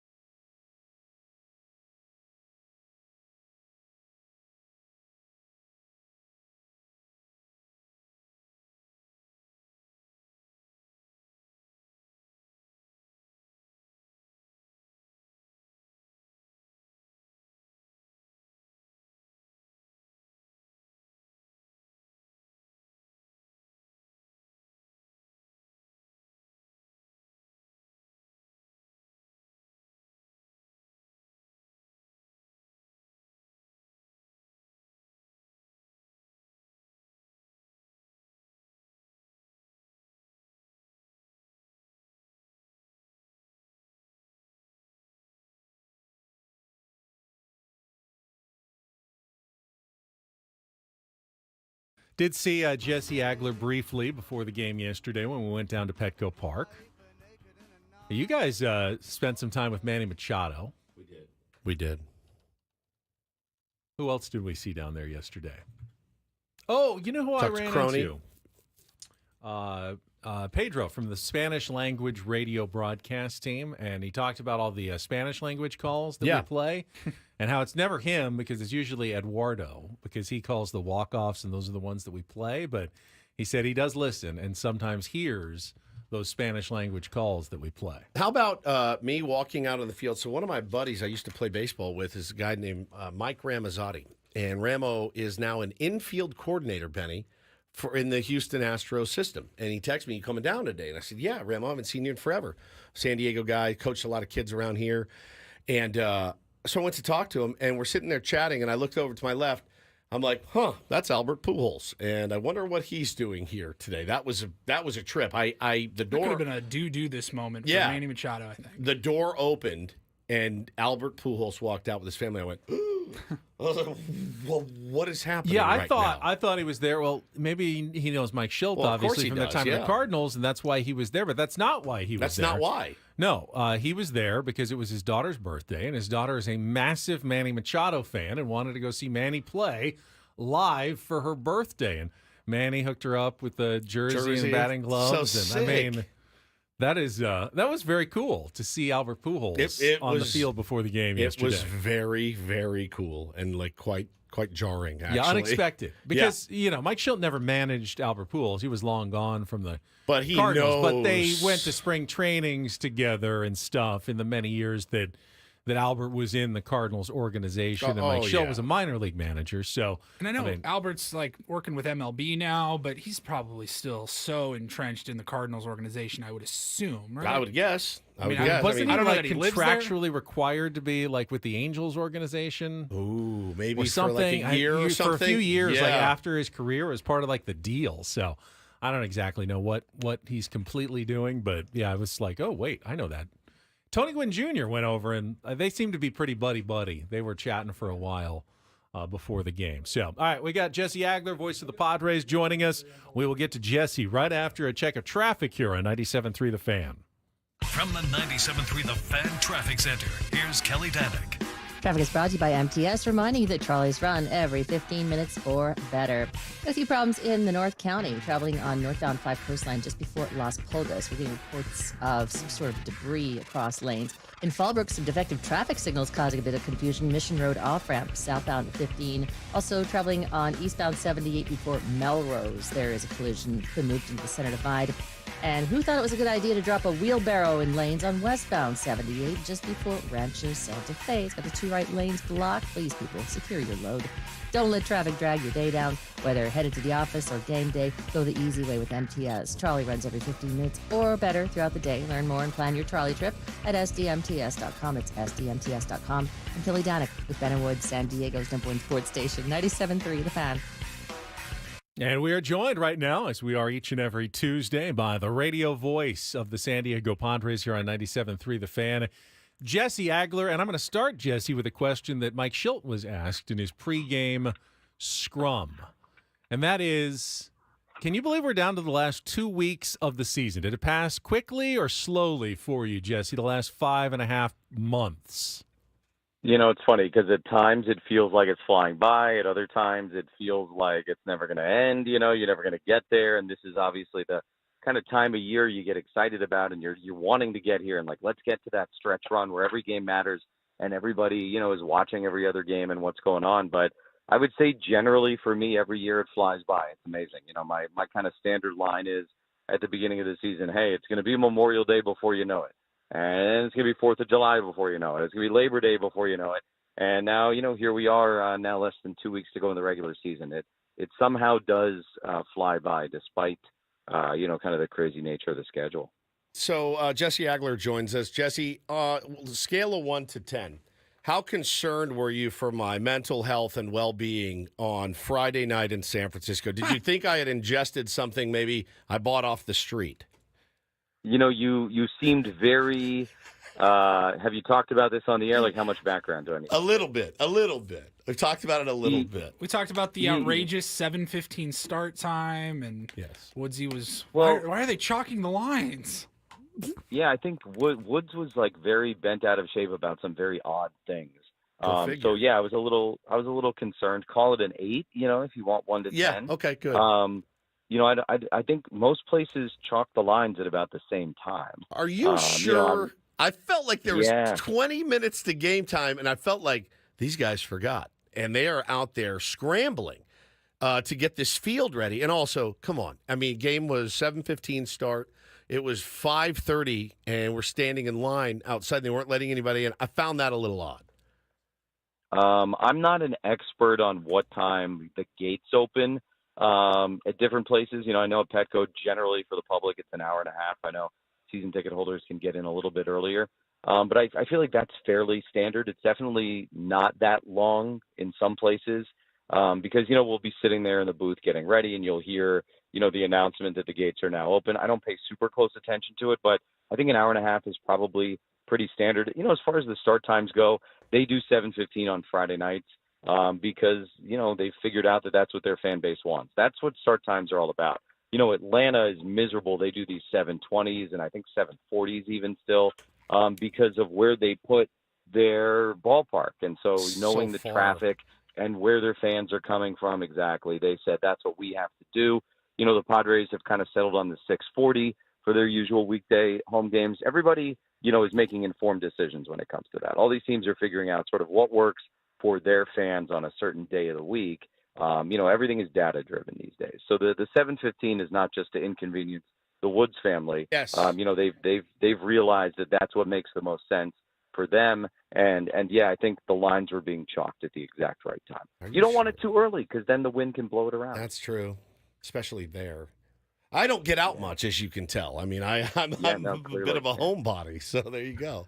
Well, no, it was a great series. Obviously, great series there. Great game to go to on Friday night. Just been a revelation, Jesse, watching this team and the way that they're playing and beating, really good Astros team last night. I was very encouraged by a lot of the things I saw. I mean, just one thing that jumped off the page, Xander Bogaerts, I think is his first AB, 10-pitch at bat, ends up getting a single. But you feel like, man, even if he didn't get a single, Jackson Merrill behind him is locked in. Was it Merrill behind him? Yeah, Merrill behind him. Jackson Merrill's locked in, gets to see 9-10 pitches. These guys are really, really winning on the margins. That's what they've been doing really all year long. Yep. I think, I turned to Scans yesterday. We were working together and before the game, and I said, the reality of it is this is such a fun, watchable team.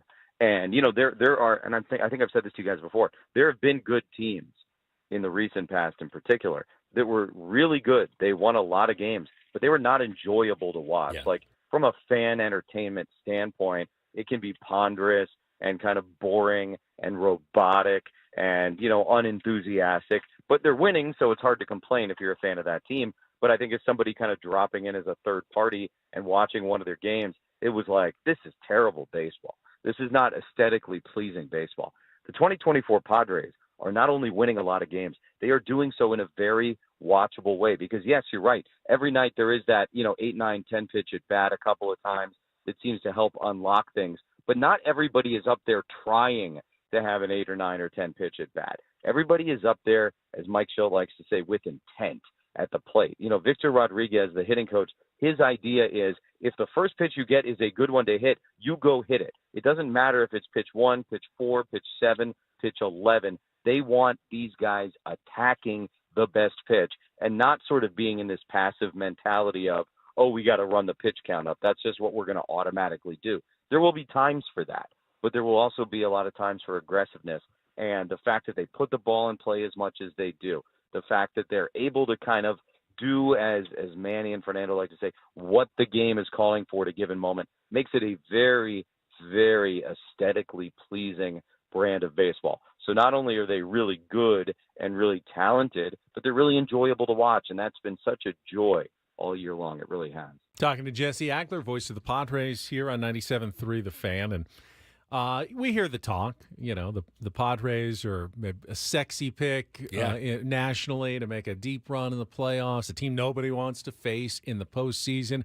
At the same time, you're also reminded last night that anything can still happen injury-wise. You see Luis Suarez, a collision at home plate, and how tenuous it all is, whether it's a position player, a pitching staff, and now you got to get to that finish line, Jesse. And your thoughts kind of on that play, the sending him home, and the play at the plate, and then him coming back out and just hitting, and then limping his way around to second base.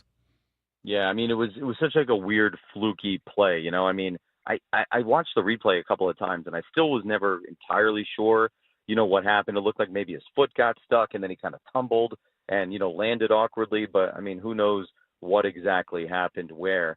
But, look, this is the reality of sports. We saw it last weekend at home against the Giants with Jackson Merrill. He fouled that ball off his knee and came out a couple of innings later. And, look, it all worked out pretty well. He missed one game. He was back in the lineup on Sunday. And, it is a good reminder that these kinds of things not only can happen, but often will happen. And that is, unfortunately, the reality of sports. And this team all year long has had stuff like that happen. They have weathered storm after storm after storm. Remember, Fernando missed a bunch of time. Bogarts missed a bunch of time. In addition to that, you had Musgrove and Darvish on the shelf basically all summer long. And they've survived it. And not only have they survived it, they've thrived at times with guys missing. Now, I'm not saying I want Luis Suarez to miss more than a day because I think that would really hurt this team. But the reality of 2024 for the Padres is they are able to, handle pretty much everything that comes their way because of the depth and because of the talent and because, again, that kind of style of play that they have where they're not leaning too heavily on one or two guys. It's kind of a deeper philosophical question, but Jesse, I was watching the broadcast last night, and Tony was on with Don, and they talked about the guys that the Padres have brought in this season. And Tony said, look, that's by design, to bring in a Solano, a Peralta. And, we sat and sold ourselves last year on the Matt Carpenters and the Nelly Cruz. The only difference was they didn't produce. I still think that's been the trend for A.J. Preller. They just happened to hit this year, which I find interesting. Do you feel like with A.J. in his tenure here, that's something he's kind of learned over the last few years of like, all right, maybe the mercenary guy isn't the best, but I want to bring in these veterans and guys like that have been there and are hungry still. Like I said, more of a philosophical question, but I do feel like that's where it's kind of trending. Again, the only difference is this year, all those guys have produced and contributed greatly. It's a great conversation to have, and it's one Tony and I have had on the radio a bunch this year. First, let's start with the AJ piece of it. You guys think back to the very first show you ever did together. How much better are you now than then? Oh, God. Infinitely. Same for me, the first game I ever called. For anybody with any job, right? I don't care what you do. If you're, paving streets, you're much better at it after 10 years or 8 years than you were on your first day. That's just how life works. And when Peter Seidler would regularly, publicly preach continuity and not wanting to burn through, different heads of baseball operations, this is why. I think for a lot of reasons. This is what you get. You get somebody who has learned things, just figured out more, and naturally, because he's smart and curious, has gotten better at the job. I was all about Nelson Cruz and Matt Carpenter last year. I thought those were the exact kinds of moves that team needed for that roster. As you said, it didn't work out. Part of it was health, part of it was age, part of it was just where they were. But, those were the two guys that I said absolutely. Because I envisioned Carpenter and Cruz providing a lot of what Solano and Peralta have provided this year. And look, sometimes it just doesn't work out. This is not a perfect science. You don't know as a GM or a head of baseball operations that for sure something is going to work out. The idea was right last year. I stand by those decisions. Obviously, it went very badly in both cases. This year, it has gone very well in both cases. That doesn't mean that they're going to nail that move next year.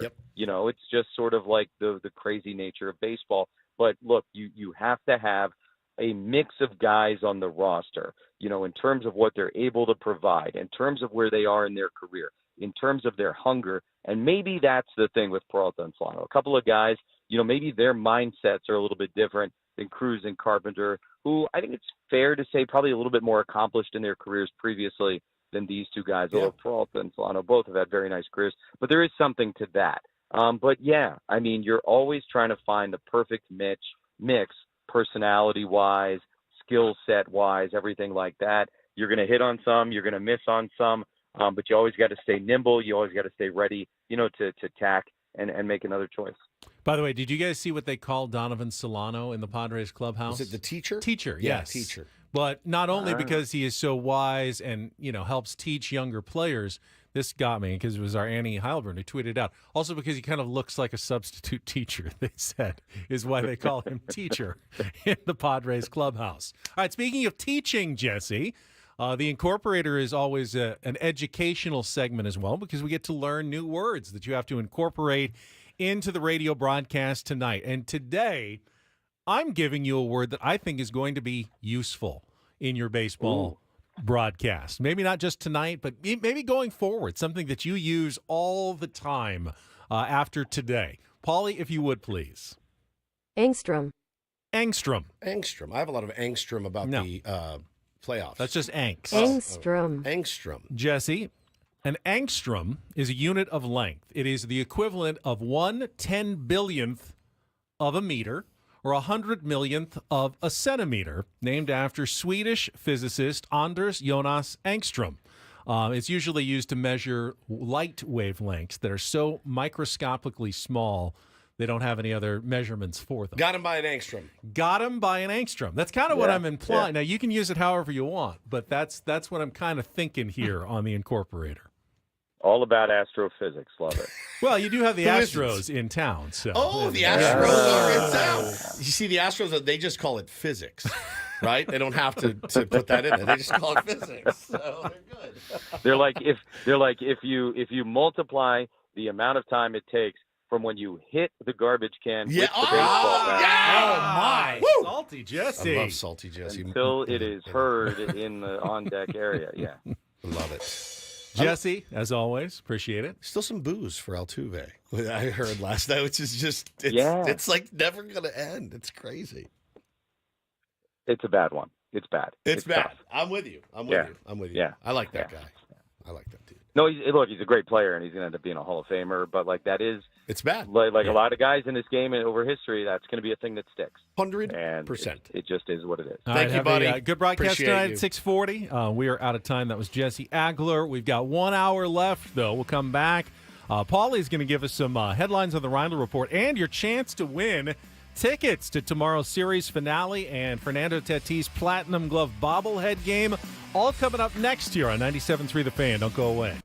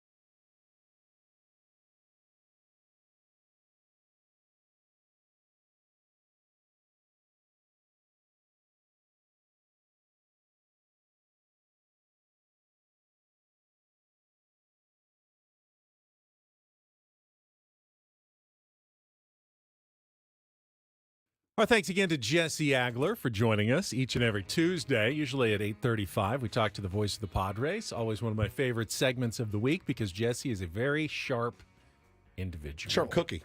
He is.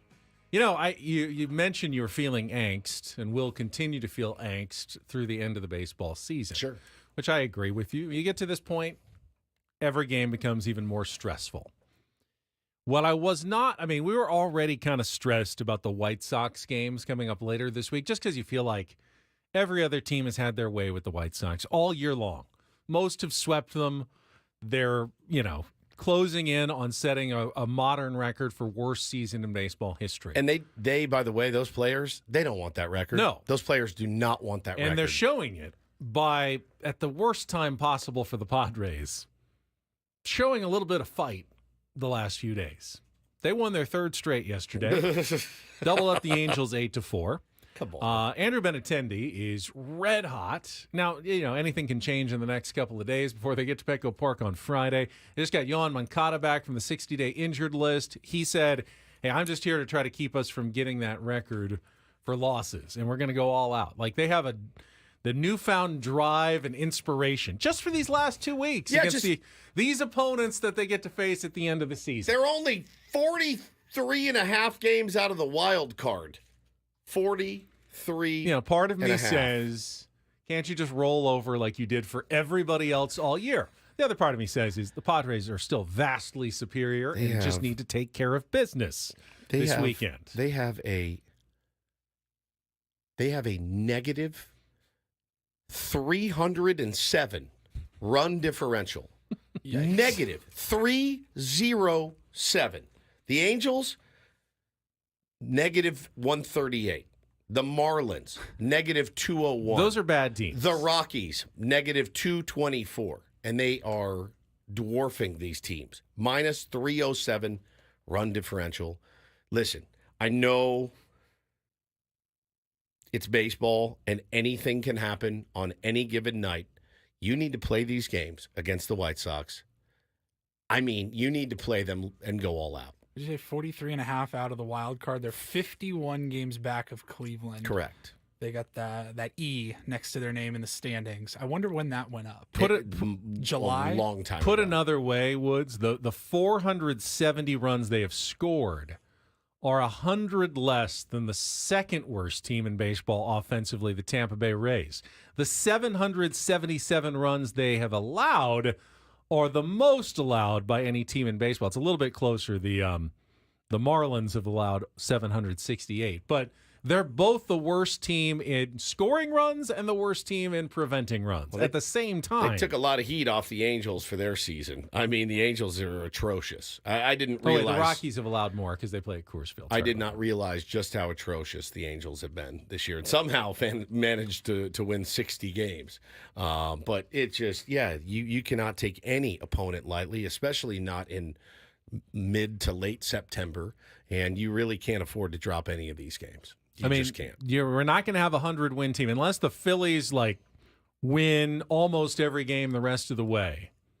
We're not going to have a 100-win team in baseball for the first time in, I think, close to a decade.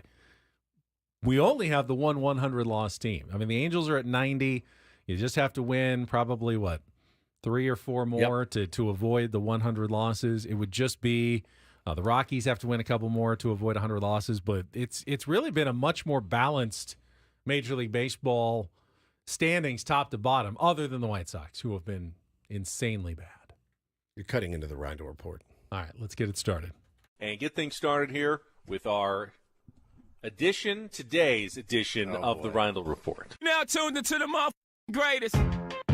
Welcome to the Reindl Report with Paul Reindl. Hi, Paul. All right. 2 stories from the world of sports that we haven't gotten to yet. We'll start off in Major League Baseball. And 1 story that you didn't know you needed. Are you laughing, biatch? It's the Reindl Report. Hey, Paul, how you doing? Okay, how are you? On 97.3 The Fan. Are you ready to bless the mood? I need some help, please. That was good. Can I get a oh yeah? Oh yeah.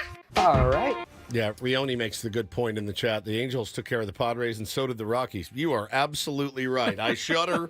I shudder to think how we would be right now had we just taken care of business against those guys. But hey, listen. Hence, if that's not good enough reason to let you know, you cannot take your foot off the gas when you play Chicago. I don't know what it is. I remember texting with a buddy. I think it was before a Colorado series. He's like, "Oh God, these guys, they got our number." I go, "Yeah, I guess I'm only finding solace in that we play well against the good teams. For whatever reason, we can't beat the Rockies. Yeah. We're not going to face the Rockies in October. Just don't let them be the reason you're not in October. Correct. It doesn't look like that's going to be the case, but I digress. We will start off on a local story here. San Diego FC had an announcement yesterday. They announced that Mikey Veras will be their head coach. That's going to be announced officially later today, I believe, with a press conference down at Snapdragon Stadium. He was most recently the interim head coach for the U.S. men's nationals.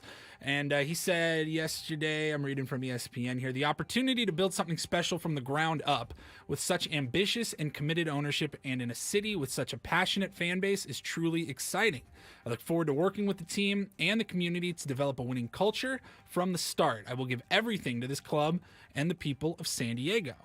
Don't know much about Mikey Veras other than what I just told you. I will learn as I go. We will. Yep. We're all kind of on the same page there. He's only 41 years old, so kind of on the younger side. To go with a really young GM, the sporting director, Tyler Heaps, that they hired a couple of weeks ago. So this is a team that is trying to build through youth with their Right to Dream Academy that they're building at Sequan, and are looking to develop a long-term strategy, I think, with building everyone together at the same time. We'll see if it works.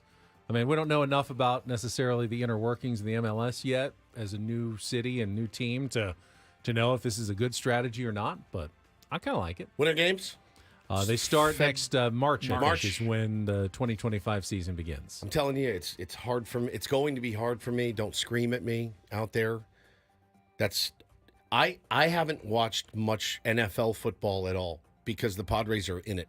They're in it, and my focus is 97% on baseball. And guess where it will be in March? It's going to be 97 to 98% on baseball. I will do my very best. We all will to try to catch the games, try to stay in the know about it. But Craig's got you covered. Craig Elston's got you covered. Right, starts right here at 10 a.m. Heaps, the GM's only 33. Good, which is crazy. Lord.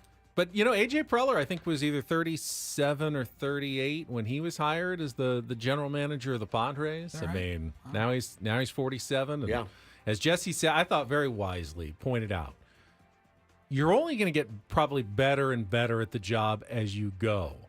And if a team can get through some of those growing pains and take some lumps, all right, this didn't work. Let's learn from it and move forward. And as long as the guy you hired is willing to learn from mistakes and is not stubborn about it, you're probably better off sticking with the guy that you have than just making constant changes, chasing success. Been his best year as GM by far. Deserves a ton of credit, and I think a lot of us in the media everywhere. I mean, look, good morning, guys. Hey, good morning, AJ. I haven't talked to you in a while. I think we're eating our words a little bit. I know I was pretty hot after the Bob Melvin scene, but I mean, look, it's all worked out right now. Now they haven't won anything yet, but it's just been a fun year, and I think he deserves a lot of credit. And obviously, he's absolutely positioning himself for the front runner for executive of the year. Yeah. Here's $92 million off your books, and go make your team better. And he absolutely has. If he doesn't win it, it's because I think there's a bias against him. Maybe. But I think he deserves it. All right. In college football, I saw the story from Brett McMurphy, NCAA insider, and I wonder if this is going to be a trend across at least the bigger schools with prominent football programs. Brett McMurphy says that Tennessee announced they will be adding a 10% talent fee on all football tickets starting next season. This fee will go to the players, helping fund their proposed revenue share with the team. Tennessee estimates that per-seat price increases will average at about 4.5% for the entire stadium. So tickets will be going up. Now, and 10% of those ticket sales will go to the team. And I wonder, I mean, if you're a season ticket holder for Tennessee or any other football program, nobody likes those ticket price hikes. We talk about it almost every year here in San Diego. Just talked about it a couple of months ago. I get it. But if you know that 10% of that money is going to the players, does that change anything for you? Well, now you get the guy that says, I pay your salary. Yeah. And he's right. I pay 10% of your salary.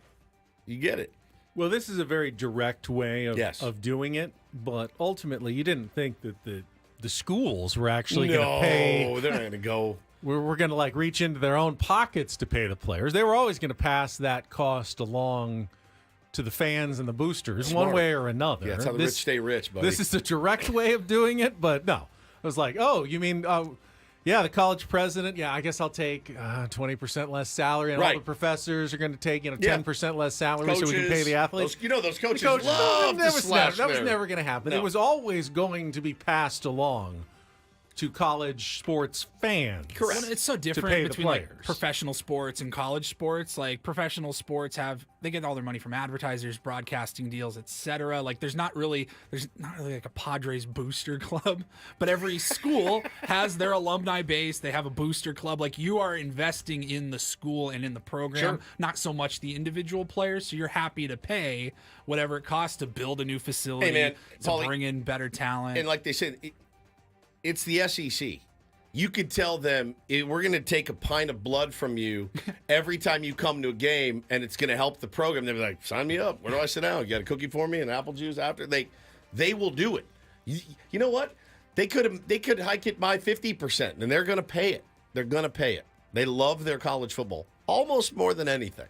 So I bet you there's 7 fans that are mad about it out of all of them that got their tickets raised. I mean, bet they could have just at raised all. prices and not directly said that's Correct. what it was for. I'm sure other schools will be doing that, but ultimately they got to find that money somewhere when they're going to be paying players directly. Yeah, and Adam says the Padres are the booster club, but they don't take money and funnel. Like they don't go leave an envelope at Jake Cronenworth's locker.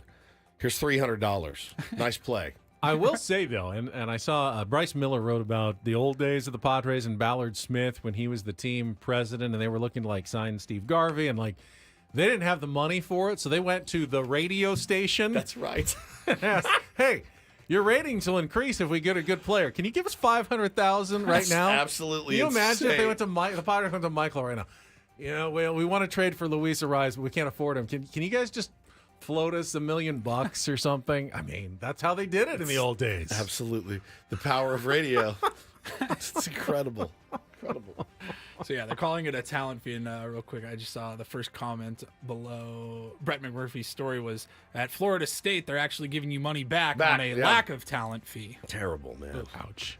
All right, and then this is a very serious subject here, but it's kind of the biggest news. Some of the biggest news in the world right now is what's going on with Sean P. Diddy, Puff Daddy Combs. He was arrested last night in New York at a I think hotel. you lose all nicknames at this point. Yeah, Sean Combs. You're now just Sean Combs. Yes. Yeah, Prisoner number. He was arrested, and from what I'm reading, there was no official word on the charges, but of course, it is related to the long list of sex trafficking allegations that he has been facing now for over a year.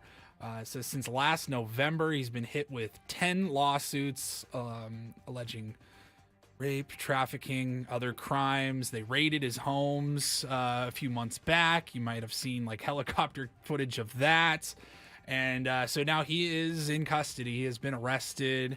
And it's just, it's a really, really awful and just horrible, gnarly story. I read a part of the lawsuit the other day, and I really couldn't wrap my head around it, but let's just say it had involved a lot of drugs, a lot of underage women, and a lot of drugging of said underage women. Ugh. And you just look at it and go, how long did you get away with it for? Seemingly a long time. He's been on the scene for a long time. Diddy's been around. Diddy was around like when I was in college. Early, mid-90s. Yes. Yeah. And just, he's toast. I mean, he's just his toast. attorney said he's disappointed with the arrest. Oh, yeah. And, quote, to his credit, Mr. Combs has been nothing but cooperative Okay. with the investigation. I think that's about the only thing you can say. Yeah. It's just, It's Pretty horrific. Pretty awful, man. Pretty awful. And that's Ben, a you want to downer. weigh in on I the don't Diddy? really want All to right. weigh in that much on this story, other than no more Diddy nickname. You Nope. just Sean Combs. Sean Combs. What's his middle name? Because usually when you Puffy. are really Sean Puffy I don't Combs, think yeah. that's his middle name. Oh. Sean Love Combs. Sean Love Combs. Well, That sounds too nicknamey too. I mean, I just got back from Alcatraz, and it's a fate. You know, in my opinion, it's a fate worse than death going to a place like that, and that's really what he has to look forward to. But it's gnarly. So, Who else? yeah, is, who else involved? will be implicated? I mean, it's gonna be dragged out for a long time, I'm sure. Won't be us. I'll tell you that. Ben and Woods, we're in the clear on No, this one. we're good. We are in the clear. We are good to go. As far as I know. I'll speak for myself. Ben, Well, I mean, I do have Delilah You have Delilah at home. at That's home. true. I don't think I But can- that's that's safe. I think that is. That's safe. This segment of Ben and Woods brought to you by Indeed. Need to hire? You need Indeed. Their end-to-end solution helps you attract, interview, and hire candidates all year round. Schedule and conduct virtual interviews right from your Indeed dashboard. Learn more by visiting Indeed.com/credit. Your wait is almost over. But if you can wait just a couple more minutes when we come back, your chance to win tickets to the Padres Astros series finale tomorrow. We'll look ahead to the Padres-Astros game tonight. All coming up on San Diego's #1 sports station, 97.3 The Fan.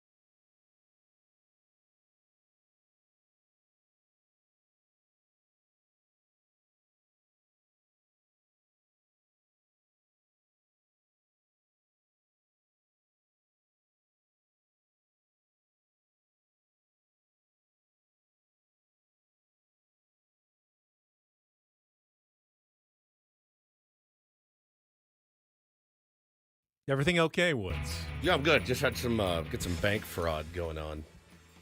Happens. McAfee, Total Protection. All right. Like what kind of fraud? Like someone opened a credit card in your name? No, somebody's charging things onto my account that weren't me. Are you sure that's not just you on Ambien? We've gone this through one, this trust me. before. Okay. I'm very careful to cast aspersions unless I've done my research, Benny, and I can assure you. Was it for $36 for a doll? It was not No, for that. That didn't raise any red flags. I'm just going to tell you that it was for, where is it? We're talking, I mean, it's very little money. I mean, it's like $100. I mean, but $100 is $100, right? Yoga. That's how they get you. They start with smaller numbers. Yoga Go, 2 purchases from Yoga Go. I mean, even in my darkest ambient haze, You're would more not. of a yoga don't go. I'm a yoga sort of don't guy. go kind of guy. And so I looked at that and I saw it processing and I was like, well, let's make sure it hits. And then it hit. And I'm like, all right, I'm on you, dude. I'm seeing you. And it had an old email address that I used to use that was attached to it. I was like, and I had gotten like an Experian alert that said, your email address is on the dark web. And I'm like, oh, great. The dark web. Isn't all of our everything that we've ever had is on the dark web? Pretty Our much. Social It Security feels- numbers, our email addresses, our bank account numbers, they're all somewhere on the dark web. Somebody's got them. Someone's got them. Well, like we said before, you want to steal my identity, you take the good and the bad. All right, you go home, you feed my kids. If you want to go to my yoga classes for me, Absolutely. go right ahead. But you got to go home. You got to pick the kids up from school. You have to make their dinner. You have to. Yeah, if we're gonna do this, we're gonna really do it. If you really want this, then you can have it. But come and get it all the way. You don't just get my money. You got to take the whole thing. So if you're gonna steal my identity, steal it 100%. Where are you? Where is Yoga Go? I don't know. I don't even know what it is. Know where it is? What it is? I don't know what it is. I don't know who it is. But I know I didn't spend any money there. The source of simple home-based yoga workouts. Nope. Hannah did not buy it. We don't have the same account. So, yeah, I'm on it. And the thing is, man, if you don't look at that stuff and really go over it with a fine-tooth comb, it's not a lot of money. So I would have, I just happened to look at my bank and go, what the hell is this? I didn't get any yoga mats or anything. It's a body weight workout thing. No, I didn't do that. They'll start with like a 50-cent charge, maybe a $3 charge, just to see if it goes through, and then you can get hit for the Yoga big Go ones. is for workout apps. No, I don't have a yoga workout app. I looked at my subscriptions last night. Nothing. So somebody's out there sniffing around trying to get free apps off your boy, and that's why I had to make the phone call. But no big deal. We're all good. Padres are on an incredible run of starting pitching right now. Remember earlier in the season? You're welcome. The sky is very cloudy. Yes, I do remember. So quietly, obviously, Yu Darvish hit 6 shutout innings yesterday. Pitched really well. Martin Perez had 5 innings, 2 hits, 1 run the day before. Before that, it was Joe Musgrove's turn, 6 shutout innings. The day before that, it was another, that was Dylan Cease when he went 6 shutout innings with really 10 strikeouts. And even before that, Michael King, even though the Padres lost his last start, I think he went 5 innings, 1 run against the Mariners in the loss. So they've gone all the way through the starting rotation and getting really good work at a good time of the year for it. The Padres pitchers seem to be turning in some consistent performances lately. Yeah, man, I got into not an argument, but a guy in our DMs on Ben and Woods was like, man, when's Ruben going to catch some flack here? And I'm like, for what? And he's like, well, I mean, we got guys out there going 4 innings. And I said, bro, it is early September. Guys are cashed. Weird stuff has been happening. The Joe Musgrove thing we've talked about, just a weird 6 minutes for Joe. But I said, other than that, man, our knock on wood, our rotation is healthy, and honestly, their stuff looks great. Sometimes it just doesn't go your way. And I said, look at where we are right now. I mean, I'm like, you want us to get on the air and start casting aspersions at Ruben Niebla. I said, it's not going to happen. It's just not. It's not going to happen. And again, I said, ask the pitchers themselves. They'll tell you, I didn't execute that pitch. My plan was good going in. The plan is formulated with Ruben and the catchers and Ben Fritz and those guys. Man, they've done a bang-up job. How many? We're 21 games over 500. I'm not about to go after Ruben Niebla at all. So it just was kind of just one of those things. And he said, well, so after the 4 excellent starts in a row, I wrote back. I said, you feeling better? He said, I need to see it continue. It doesn't work that way. It just doesn't work that way. It's never worked that way. It's never going to work that way. It's a team effort. The guys are pitching well. Let's roll. So while I'm definitely excited for tonight's matchup, especially after we talked to Michael King yesterday and see him back out on the mound up against Hunter Brown, he's having a good season for the Astros. I mean, all of their pitchers are. He's 11-8 with a 3.59 ERA. The reason I kind of bring it up is tomorrow's matchup is that's ace on ace territory. It's Dylan Cease and Framber Valdez. And it is one that is going to catch everybody's attention. And we have tickets to give away for that pitching matchup and game tomorrow. It also happens to be the Fernando Tatis Jr. Platinum Glove bobblehead game. If you would like to win tickets to tomorrow's Padres-Astros game, you can call us right now. Fifth caller, 833-288-0973 is going to win 2 tickets to tomorrow's Padres-Astros game. Again, the first 40,000 fans in attendance will receive a free Fernando Tatis Jr. bobblehead. You can grab your tickets at Padres.com/tickets. There are, count them, 5 more home games left this season. 1, 2, 3, 4, 5. That's it. 6 road games, and then it's all playoffs at that point going forward. And you know how many playoff games you're guaranteed? Well, none at this point. 0. But even if you make the playoffs, 2 as a wild card. If you make it as a division champ, a top 2 seed, you're guaranteed 3. That's it. So savor every single one of them. Padres are on a good run right now. Good luck.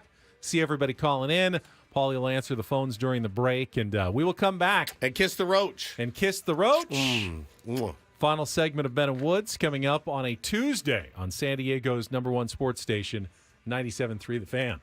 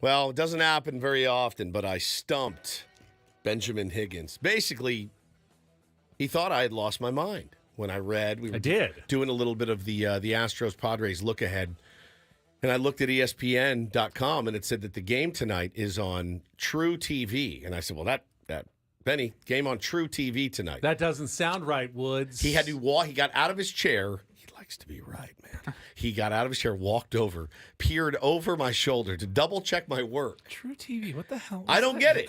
I don't understand. What does this mean, Ben? True TV. I don't know. It's part of the TNT TBS package. Okay. Like Don sometimes goes and calls games for TBS. Yes. So they have a TBS game tonight. It's Phillies Brewers, but it's a doubleheader. And the second game is Astros Padres on True TV.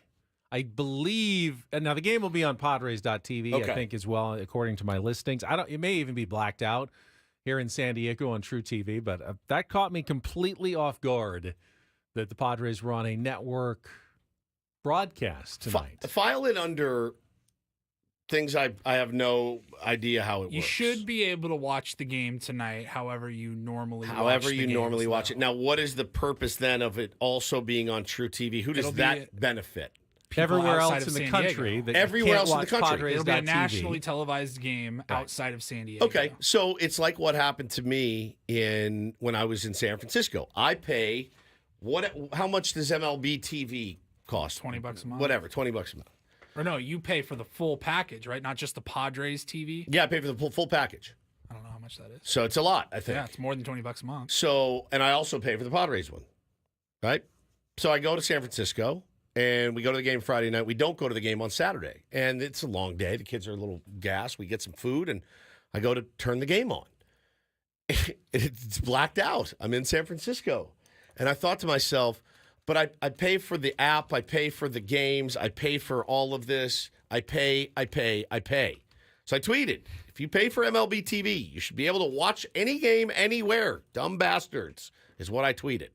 People are like, oh, you got to get a VPN. No, this is why I pay for the app. It's like me, I have Max. It used to be HBO.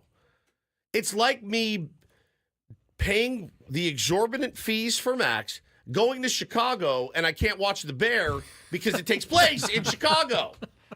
Oh, you're in Jersey? No Sopranos for you. Local blackout restrictions apply. It's absolutely absurd, and it's one of the worst parts about Major League Baseball. Just go to L.A., you can't watch anything. I can't watch anything. Oh, man, I really want to watch Curb Your Enthusiasm. Sorry. It was down there in Bel Air. You can't watch it. It's absurd. I get the Showtime app. Oh, I can't watch The Chi because that's in Chicago. It's so dumb. So dude. do you want me to do a little Bensplaining here? Not for really. you? I just want it fixed is what I want. I know you do, but there's a reason. There's a logical reason for it. It's frustrating for you as the consumer.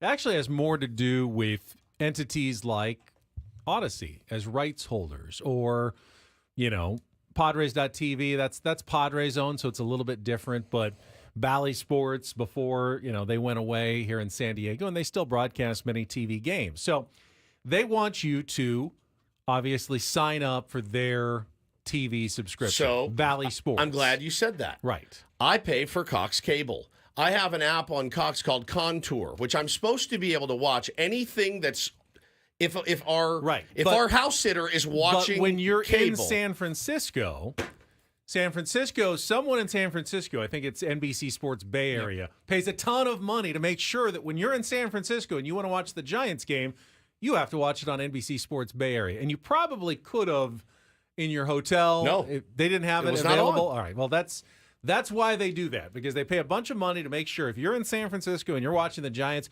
you're going to be watching on NBC Sports Bay Area, and everything else is going to be blacked out. Which is, again, it's funny. So a couple months ago, I'm down at Jersey Mike's getting some lunch, and I put on the Contour, and they're like, "Oh, you can't watch what's actually on your TV. You have to be on your home's Wi-Fi." Wi-Fi kills me, bro. And I'm losing my mind. Give me a fee, whatever it is, I'll pay it, and I want the freedom to watch whatever I want, wherever I. What if you were Ben? What if you, for a living, didn't do sports radio and TV, and you were a salesman, and you went, but you love the Padres, you love them. And you went city to city. I used to travel 2 weeks out of the month. What do you do then? You know what you do? You do what I did on Saturday night and texted a buddy. And for the first time in my life, I streamed an illegal game. Streamed it.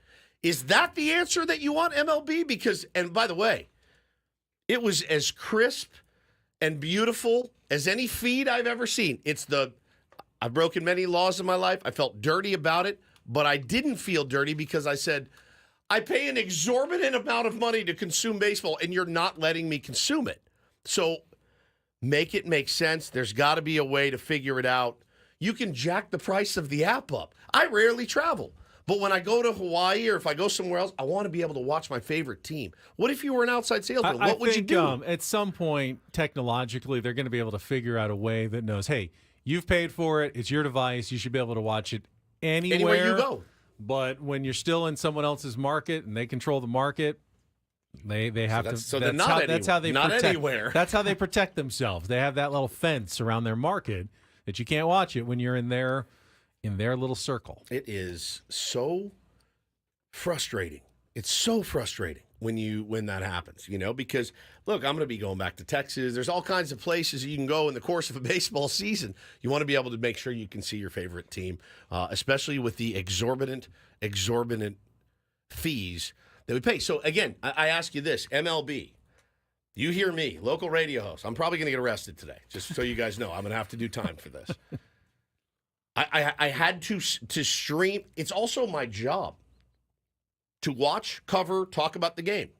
So You're a monster. So I would never illegally. I'm probably going to prison today because They I wanted admitted you this. to buy the Giants season package. Hey, so how you you could doing? Watch the one Yeah, game. no, I'm staying down here. No, I'm staying down. Here's my address of where we're staying. I just never need a quick watched a UFC fight. I need on a my quick phone. cable subscription. Do you have a 1-day subscription? Here's the other thing you could do. Charge me $19.99 for one game. I'll just pay it so I can watch the effing game. Pay-per-view. Figure it out. Figure it out. It's why your league every year is everyone's like, oh, I'm blacked out. I mean, it's just absurd. I don't have any problem consuming football if I want to watch football. I really don't. Well, Major League Baseball is definitely the most fractured. I mean, they've got all your local radio and television broadcasts for 30 different teams, each with their own crews and everything. And then you have multiple national. There's the MLB on Fox, obviously. There's MLB on ESPN. There's Sunday Night Baseball on ESPN, which is even kind of different than the regular MLB on ESPN.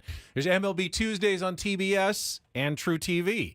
There's MLB Network games, MLB Network Showcase games. There's Friday Night Baseball on Apple TV Plus, and there's Sunday Leadoff on Roku. They have a lot of different partners and packages. Somebody said there's a stream called Meth Streams. I'm going to pass on anything called. I feel like that would get a red flag. Probably. Meth Streams. I think it's out of Victorville. Actually, is where they do that. No, I don't know what to do. It's absurd. And again, I'm a rube. I'm a sucker. You got me. Like I'm such a baseball fan. That's the other thing is I like to watch other games and other teams. I was yesterday watching the Met game on my phone. You got me. Like if I go somewhere, I just want to be able to watch my favorite team play. That's it. And again, I'm paying through the nose for it. And so again, to have to go and hey, bud, do you have a illegal stream that I can watch? Is that what you want? But you don't feel MLB? bad because you are paying for it, and then some. Yeah. I know. And then you some. are. No one pays more than Woods for most things. And everyone's hitting me with you can get a broken Fire Stick. I've had the Fire Stick before. It looks like the VCR tape I bought in New York City on Canal Street of E.T. or Back to the Future that a guy was holding his camera up and recording it. My 12-year-old ass got duped into buying like 10 of those tapes for $100 of my allowance money. Coming home, go, Dad, look at all these bootleg movies I got. You put it in, it's like,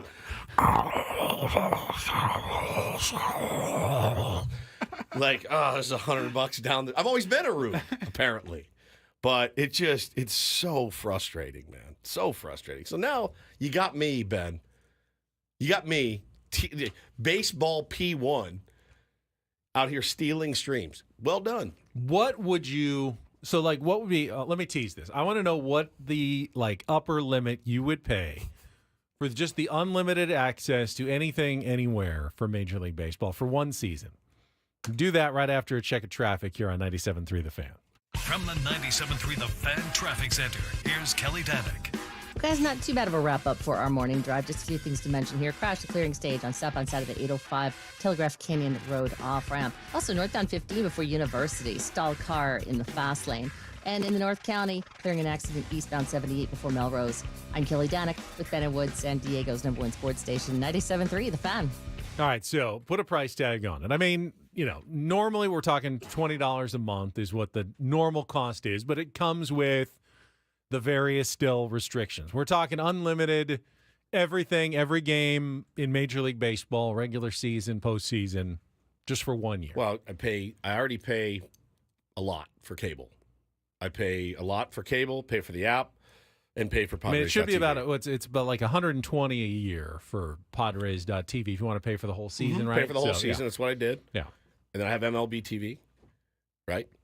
Which again should allow me then because I pay for both. So you pay for Cox, yeah, and pay for Padres TV. Yes, you shouldn't. Shouldn't have to do that. But I do it because I want to make sure, Paulie, that every TV that I go to in my home, I can make sure the Padres game is on. If you have Cox, it's just channel 83 every night. Channel 83, right? Right.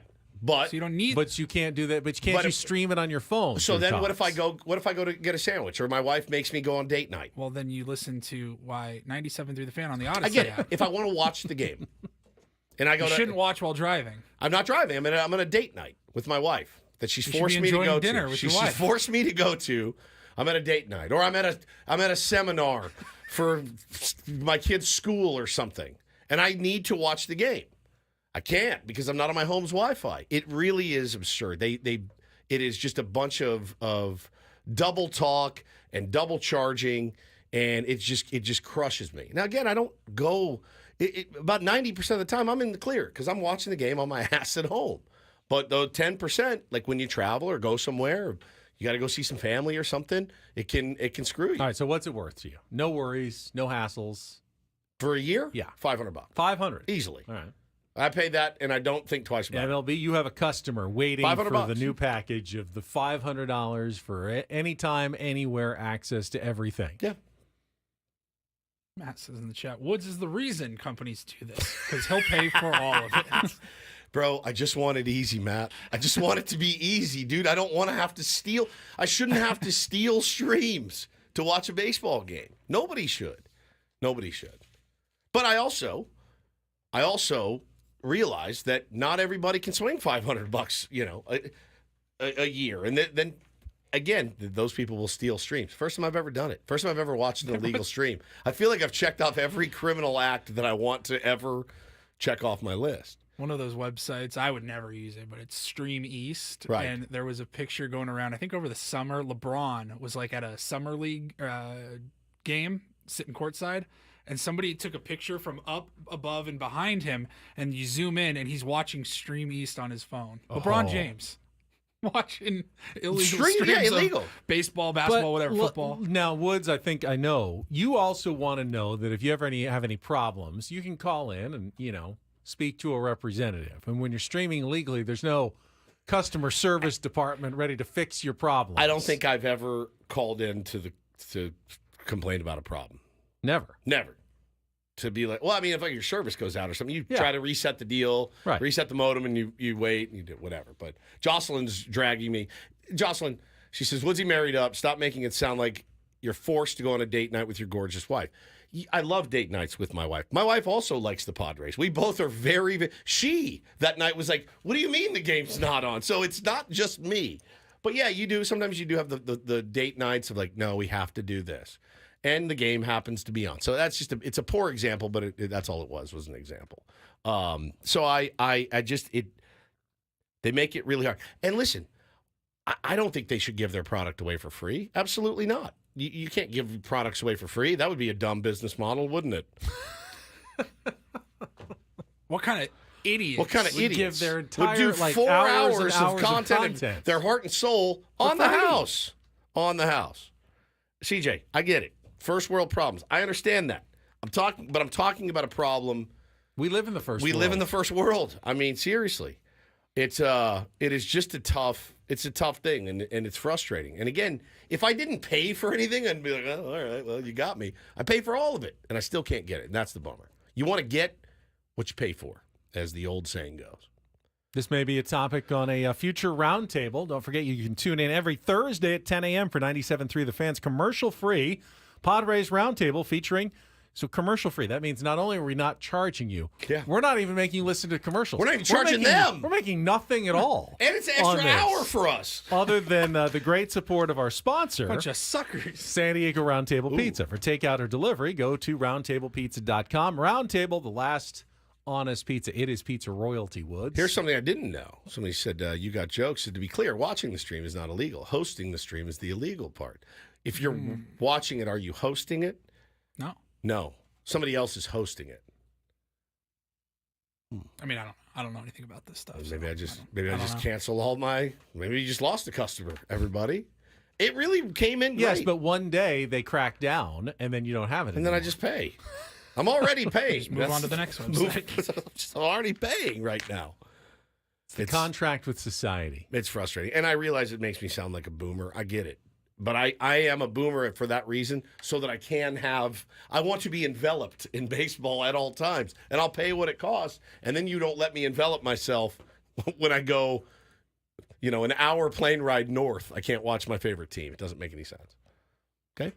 All right, That's it. Don't forget, we got Padres baseball for you at 6:40 tonight. Game 2 of the 3-game series against the Astros. Sammy Levitt with the Eco Water SoCal pregame show at 5:40. Be listening for Jesse Agler to work the word Jesse angstrom. Angler would be great. Angstrom. The fisherman. Angler.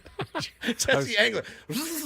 I was thinking angstrom, and I got angler. Jesse Angler. Out of it. Angstrom, a tiny, tiny distance of length, like a light wavelength measurement, is the incorporator word for tonight. So you can be listening here on 97.3 The Fan or the Odyssey app in San Diego. Or you can try like Woods to find some other way to stream it. Have fun watching it on True TV Have you somewhere tried to out there. submit for reimbursement to Adam? No, of course not. Of course not. All right, we'll come It's back. work-related. Big League Wednesday tomorrow. We'll see you at 6 a.m. Until then, Annie and Elston up next. For Paul Reindl, for Stephen Woods, I'm Ben Higgins. Have a great rest of your Tuesday from all of us here at San Diego's #1 sports station, 97.3 The Fan. So long, everybody.